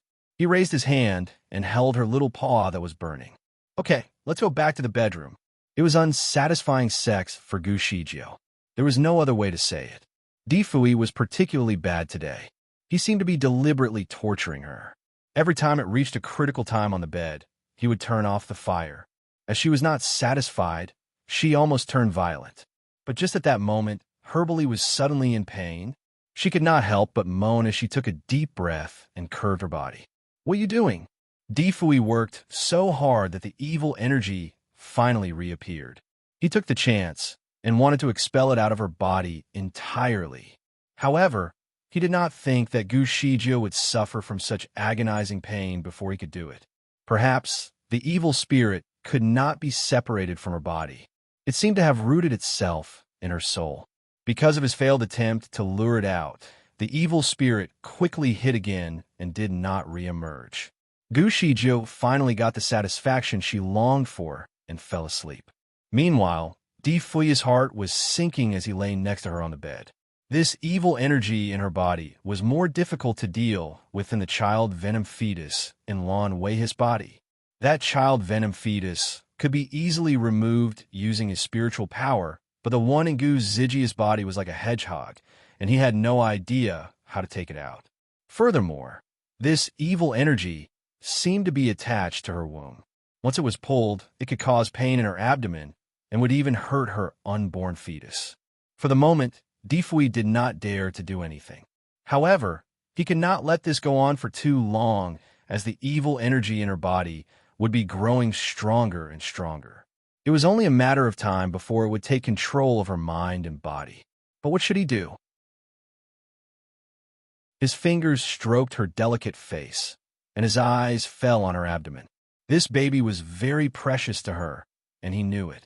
Of course, he cared about the baby as well, and wanted it to be healthy. Nonetheless, if he had to, he would abort the baby to save Gu Shijio. Was Shiyue destined to be aborted? 2 days later, Di Fui had used all the ways he knew to expel the evil spirit, but seemed to have been deeply rooted in Gu Zijia's body. Now and then, Di Fui would even notice a red light in Gu Zijia's eyes. Perhaps the evil spirit was using her eyes to observe its surroundings. Di Fui knew that it was time to make a decision. Otherwise, it was going to be too late. To try to start the conversation, he thought that it would be suitable to bring her out for a walk. The sunshine in the garden was just right, so Di Fui decided to bring her to the garden. Fui, is something troubling you? Gu Shijio was still very sensitive to him. Di Fui looked down slightly when he heard her question. He took a deep breath and sighed. Shijio, this baby...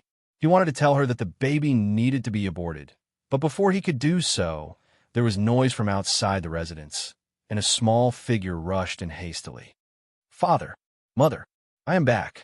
It was a little Di Hao. He looked somewhat disheveled. His little robes were not tied properly, and one of his boots was missing. However, his pair of bright eyes still greeted them with faint excitement. Mother, I have brought you a big gift. You will be very pleased with it.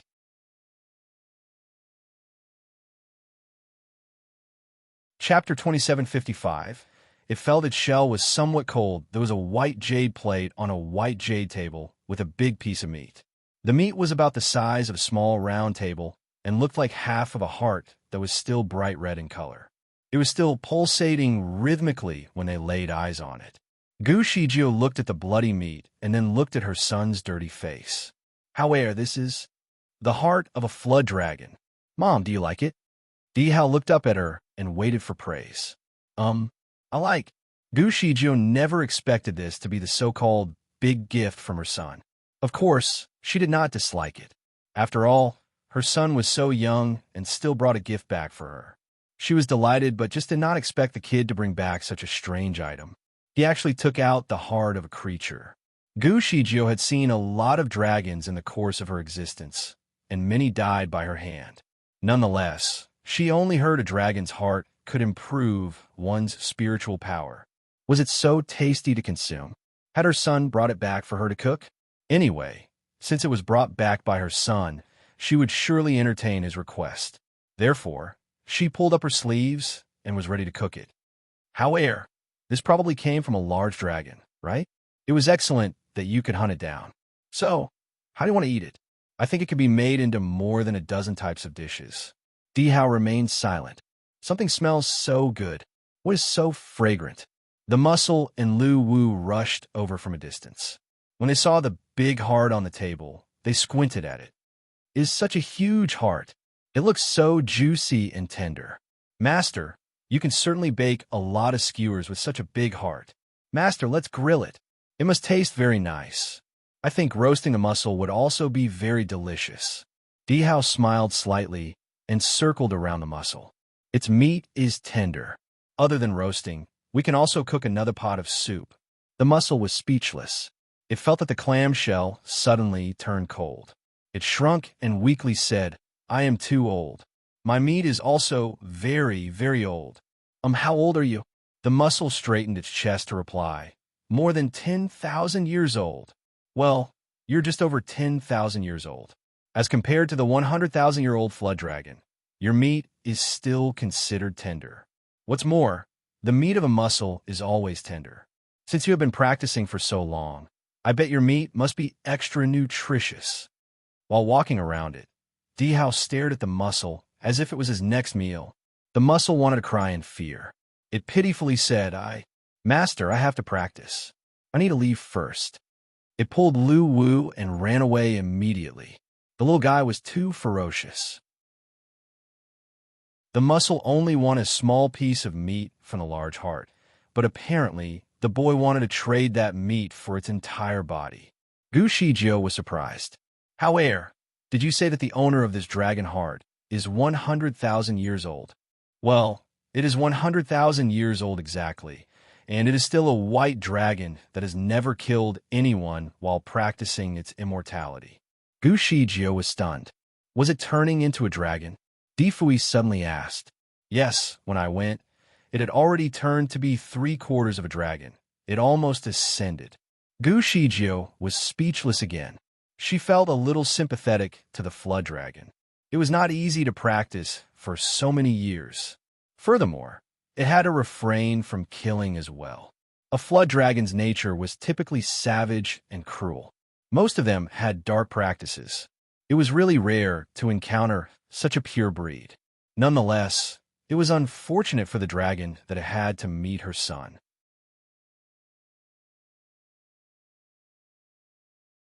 Chapter 2756. He liked the feeling of having a family. However, there are things that a gentleman should and shouldn't do. If it is an evil dragon, you kill it for the people. However, it was not right for you to kill this dragon. Gu Shijio thought that she had to educate her kid to be kind, and perhaps to be less ferocious. After all, his father was the master of the heavenly law. Mother, I did not kill it. I took only half of its heart and gave it an elixir to expedite its recovery. Although it failed to ascend this time, it only needs another 5,000 years to have the chance again. Gu Shijio breathed a sigh of relief, but still felt that it was inappropriate for him to do so. She still felt the need to correct him. It is not easy to practice. And you did all this just to satisfy a craving? She scanned Di Hao again just to check if he had any hidden reason for doing so. She pulled him over and checked his pulse. Did the dragon injure you? There was no doubt that Gu Shijio was a skilled physician. Just by checking his pulse, she could immediately tell that something was not right with her son. She frowned and commented, "However, your spiritual power seems to have been exhausted. Moreover, there are internal injuries in several of your veins. Honestly, I would have preferred you not to give me this gift and to take better care of your health." "Okay, Mom, you are right. I won't do it anymore." Di Hao obediently leaned his head in her arms. Feeling his mother's love for him was truly an amazing experience. Even though she was nagging at him, it was so much better than being alone and unloved. Di Fui looked at his well-behaved son and raised his hand to pull him over. He used a cleaning spell on him and straightened the boy out in a flash. "Di Hao, remember one sentence. As a man, you need to be responsible for everything. You have to keep your clothes clean and tidy. Also, try not to let your family worry about you." One could easily feel worried for him just by looking at his attire. Then, Di Fui took out a pair of shoes from his storage space and threw them beside Di Hao's feet. "Try it." Di Hao's eyes lit up as he placed his little feet into the shoes. The size seemed to be perfect. Obviously, this was what Di Fui prepared for him. For once, Di Hao managed to feel what it was like to have parents that loved him. Di Hao was satisfied and felt that all of his labor had paid off. He liked the feeling of having a family. Once he could tell that the boy was all right, Di Fui shifted his attention back to the heart that was lying on the table. Even though he did not have the memory and knowledge of the master of the heavenly law, he still sensed the unusualness of this heart that belonged to a flood dragon. There seemed to be a purity to it that was uncanny. After that, he turned his attention back to Gu Shijio. At this moment, she seemed calm and free. Although she was also curious about the heart that was in front of her, her temperament seemed to have returned to normal. Had this heart somehow managed to purify her? Di Fui's heartbeat quickened as he pondered on the outcome. He looked at his son again and realized that his son would not hunt for the dragon's heart for no reason. Could it be that? Di Hao was also looking at him. When their eyes met, Di Hao blinked at him to confirm the correctness of his thoughts. All this was communicated without a single word being uttered. Di Fui quietly pulled Gu Shijio to his side and wanted her to sit on his lap. However, Gu Shijio snuck her way out of his embrace. She did not want to be too physical in front of her kid. Her actions stirred his heart again as he recalled how clingy she had been over the past few days. Then, Di Fui reached out his fingers and touched the heart that was on the table. He seemed to feel something and smirked. Gu Shijio wondered what he felt at that moment. She looked at his face and then looked back at the dragon's heart and asked, "What is inside this heart?"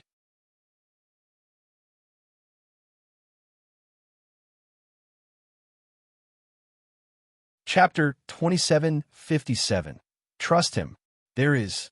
Di Fui seemed to have been caught off guard by Gu Zijia's question as he was distracted by the dragon's heart. He found Gu Zijia's curiosity almost overwhelming at this critical point. Gu Zijia's curiosity was not unjustified. In fact, ever since she laid eyes on this treasure, she seemed to have been subconsciously more alert. A voice seemed to warn her to keep her distance from it. Therefore, although she found it intriguing, she was also rather cautious about getting too close. Nonetheless, seeing how Di Fui had reacted to it had pushed her curiosity across the line. She took a few steps closer to it and asked, "What's it inside?"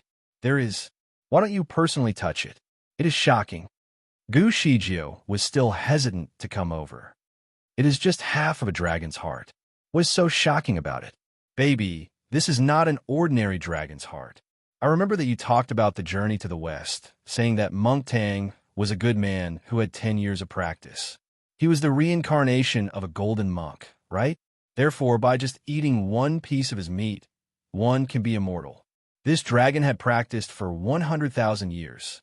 Its meat was more magical than the meat of Monk Tang. By just touching it like this..." Di Fui's sudden change of expression showed that he was very surprised when he touched it. Di Fui had seen countless treasures before. There was almost nothing that could make him have such an expression today. Hence, Gu Shijiu's curiosity had inflated all the way up. Given that she knew that Di Fui would not harm her, she went over and put her finger onto it. The heart was slightly warm, which was the first feeling that she sensed upon touching it. She did not feel anything special, except for the fact that she was inexplicably nervous.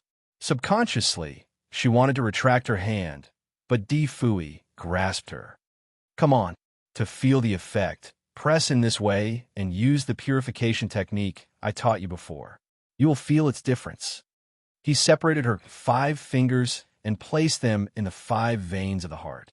Meanwhile, Gu Shijio followed his instructions and used the purification technique that she learned from him.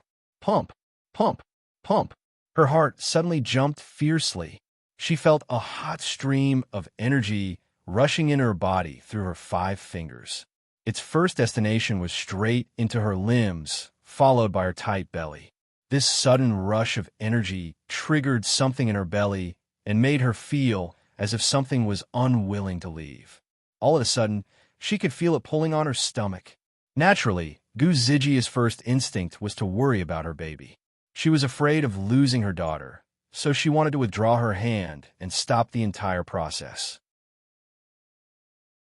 As she lifted her hand, Gu Shijio could feel that the pain in her belly immediately stopped. It was a relief to her. "Shijio, do you trust me?" She heard Di Fui's calm and authoritative voice. Gu Shijio was stunned by his question, but answered without hesitation, "Yes." "Good. Listen to me and continue what you were doing." "But my stomach hurts from the practice. I'm afraid that our baby—" "Do not worry. Listen to me. What I want you to do now is going to protect our baby." Although Gu Shijio did not know why Di Fui was so nervous, she was also aware that something was not quite right within herself. Therefore, she took a deep breath and agreed, "All right." She closed her eyes, trying to ignore the sudden resistance in her brain, and continued to exercise her power. It was a glamorous setting with jade and corals scattered everywhere. Some pearls were bright like a light, swaying on the branches of the greenery in the area.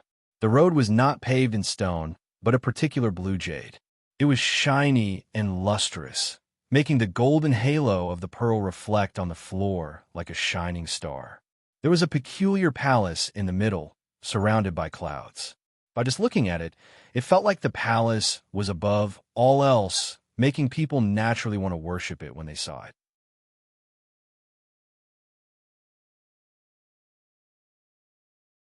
Chapter 2758. Did you fail this time? It seemed to be auspicious, but simultaneously also felt slightly murderous as a faint black gas was emitted at the top of the palace. At this moment, a person was sitting in the palace wearing a black robe. His eyes were beautiful like flowers, but his face was cold. There was a big cauldron in front of him, and there was a bright red liquid rolling around in the pot. From time to time, a faint black gas emerged from the liquid, and it seemed to be drawn into a black mirror in front of him. The mirror had a rather complex design that seemed to be triggered by the black gas that was drawn into it. Quietly, a woman fluttered into the palace and stood quietly behind him. The man in black seemed to be unresponsive to her presence. Perhaps he was unaware that she had entered the palace. Either that or he trusted the woman behind him. So he continued his practice involving the mirror. The woman's eyes fell on the mirror and shone slightly. She recognized the people inside the mirror. They were Gu Shijio, Di Fui, and their kid. The 3 of them looked like a very warm family, which made her envious. Her eyes then fell on the fingers of the man in black. It seemed that his fingertips also appeared to have turned black. Moreover, his face was pale, and his forehead was sweaty, which depicted that what he was doing consumed a lot of energy and effort from the man. Quietly, she bit her lips and continued to look into the mirror. She saw Gu Zijia's hand on a strange bloody flesh, and she seemed to be doing something to it as well. Meanwhile, her husband, Di Fui, hugged her in his arms. His palms were pressed on her back, which looked like he was helping her to exercise some power. Fan Qianshi frowned at the sight. At the same time, more black gas seemed to be churned out of the cauldron, while the sweat on his forehead was oozing out more promptly too. It was obviously that the man was neutralizing what Di Fui and Gu Shijio were doing. Stop! Stop! Leave this bloody flesh. It will harm your baby. It will make you lose your baby. Gu Shijio, stop it. Fan Qianshi was threatening Gu Shijio every second. The message seemed to be communicated to her through the black gas that was entering the mirror. From her reactions seen in the mirror, Fan Qianshi could tell that Gu Shijio could hear him. Her fingers trembled slightly, but her lips were closed tightly. Instead of pulling away, she grew more and more certain of what she needed to do. The battle lasted for an hour, and by then, the woman next to Fan Qianshi noticed that the dragon's heart on the table had shrunk noticeably. The woman squinted her eyes in shock. It would appear that Gu Shijio had absorbed the energy from the piece of flesh. Boom! The copper cauldron in front of Fan Qianshi suddenly exploded. The mirror in front of him also instantly dissipated in the air. Right at that moment, a golden light that emerged from the air and hit Fan Qianshi. The man snorted, and his body trembled fiercely. He spat out a mouthful of blood by the sheer force that struck him. How can this happen? Why? It should not have failed. They should not have been able to expel this ancient magic. What was that flesh on the table? Fan Qianshi was mumbling to himself as he was too stunned by the broken pieces of the copper cauldron and blood scattered on the floor. In a state of shock and disbelief, he talked to himself for some time while the woman behind him stayed silent like a shadow. Yenair, can you tell me what was the piece of flesh on the table? The woman looked down at him and replied, It looked like a heart. Did you fail this time? Her tone was flat, indicating her nonchalance to his failure. Fan Qianshi's fingers clenched together tightly as he coldly said, This is a temporary failure. In any case, I must achieve my goal. My identity has already been exposed. Once he is back to his place, death would await us. The woman did not speak any further. Fan Qianshi took a deep breath and stood up. He muttered, We must think of other ways to get them. His eyes fell on the woman, and he suddenly asked, Yenair, do you despise me? The woman shook her head. Yenair belongs to you. No matter what you do, I have no regrets. Fan Qianshi was satisfied with her response and patted her shoulder. It is ideal for you to think this way. By the way, I have made a new body for you to reincarnate in.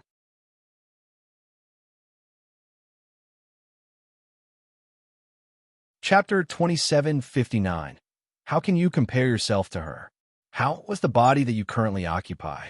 Fan Qianshi's hand fell on her wrist to check her pulse. The woman's body went slightly stiff.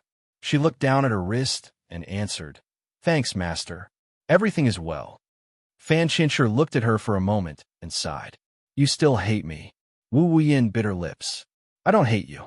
I'm just confused. After she was reborn, she was like a piece of wood. Although she was very obedient, she seemed to have lost all emotions. Fan Qianshi tempted her several times, but she did not say a word. It was rare for her to ask questions, but Fan Qianshi wanted to know how she felt. Ask me anything. Master, you once said that Gu Shijio was your piece of work, like me. We are all your chess pieces. However, she has always betrayed you, yet you are still very polite to her. If you can treat me like her, who are you? How can you compare yourself to her? Fan Qianshi's cold voice interrupted her midway through her sentence. Wu Wuyin was stunned and subsequently looked down. She calmly replied, You're right. I have crossed the line.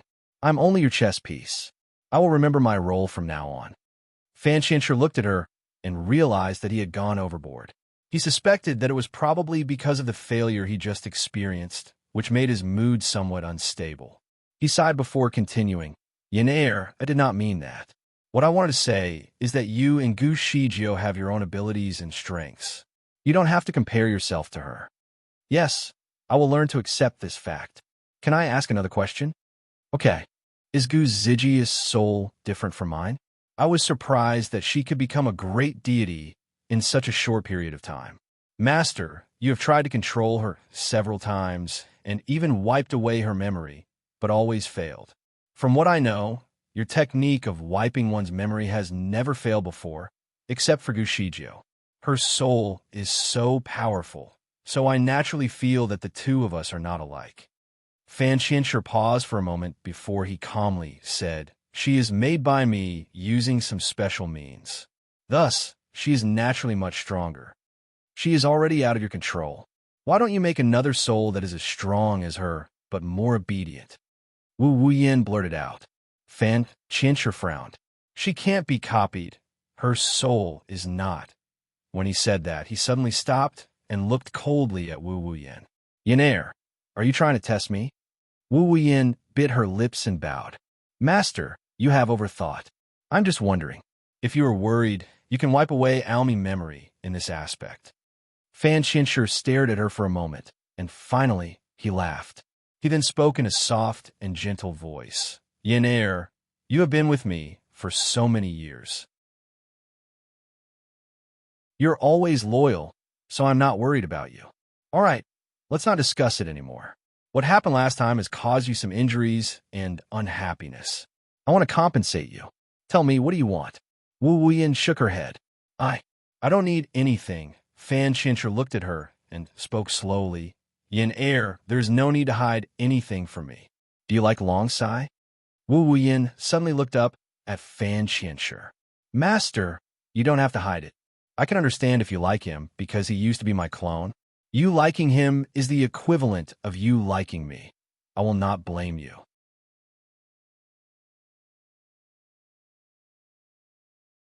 Chapter 2760. Don't move. Wu Wuyin looked down at the ground, unable to summon the courage to look at Fan Qianshi. "Master, I admit that I have a special feeling toward him, but it is only because he is your clone. I have no other intention or motive." Fa Qianshi put his palm on her shoulder before continuing. "You don't have to be afraid. I don't blame you. The reason why I asked is that I really want to fulfill your wish. A woman deserves a good family. Don't worry. After I eliminate Di Fui, I will personally help you to put together the wedding." Wu Wuyin lowered her head and answered coldly, "Thank you, Master." Fan Qianshi nodded. "Yinair, as long as you are faithful, I will always care about you and make sure that you will have a good family. However, Longside doesn't have much feeling towards you yet. You still have to try to get close to him and earn his feelings the right way. After all, a twisted melon is not sweet."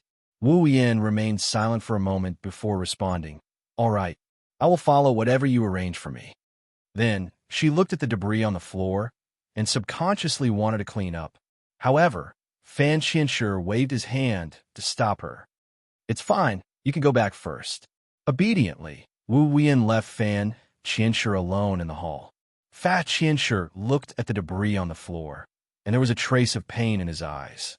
He lowered his body and cleaned the debris little by little, without using any spell. It seemed like he was cleaning the mess as a way to calm himself down. All of a sudden, he stumbled upon a big piece of debris on the ground. He picked it up and seemed to see a woman's face through all the dust. His fingers slowly gripped the article tightly, and it pierced into his palm, forcing blood down from his fingers. He closed his eyes slightly and looked down at the ground in dismay. Shijio, Master, I will make you regret the way you treated me." Inside the Biwu Palace, Gu Shijio was still startled by the dried piece of meat on the table. It was initially of a substantial size, but now it was the size of a teacup. Also, it was no longer exuding any aura from it like before. She looked at her own hands again and wondered if she had absorbed the energy from the dragon's heart. "Shijio, how do you feel?" "Mother, how do you feel?" Di Fui and Di Hao asked their question at almost the same time. Subconsciously, Gu Shijio curled and stretched her fingers and toes. Then, she tried to run a bit of spiritual power through her body. "There is nothing wrong with me. In fact, I feel that my spiritual power has increased substantially." Di Fui pulled her over and said, "Let me see." He placed his palm on her lower abdomen. Gu Shijio was forced to sit on his knees so that he could assess her situation better. Di Fui took the opportunity to hug his wife from behind as Di Hao watched her with his big round eyes. He noticed that his mother's face had turned slightly reddish. She was rarely shy, but it seemed she felt uncomfortable with public displays of affection in front of Difui. She coughed a little to signal him to keep a distance. As expected, Difui merely tightened his grip on her. "Don't move." Gu Zijia's heart was pounding as she seemed to realize something. "Okay, I won't move." She looked at her son again, as she was still quite embarrassed. "However, your father is diagnosing me." "I understand." Di Hao blinked his eyes and put a smile on his face. He knew that his mother was shy about what was happening. After a moment, Difui finally let go of her and breathed a sigh of relief. "Finally, it is successful. However, you did an excellent job this time." Di Hao trusted his father's medical advice. He replied, "I was truly lucky enough to find the flood dragon in time to get this over to help both of you." Difui raised his hand and rubbed his son's head. "I am fortunate to have such a good son." Gu Shijio silently listened to the males exchanging pleasantries and grew frustrated. She thought about what they had said for a moment and then tapped the table with a finger. Finally, she asked, "Can the two of you stop praising each other and explain to me what just happened?" You're tuning in to the Romance Rendezvous YouTube channel. We're so grateful for your support, and don't forget to subscribe to join us on this incredible journey through captivating stories. Your generosity through donations truly makes a world of difference, as it's the primary source of revenue that allows me to expand and enhance this channel for you. Thank you from the bottom of my heart for being a part of this adventure.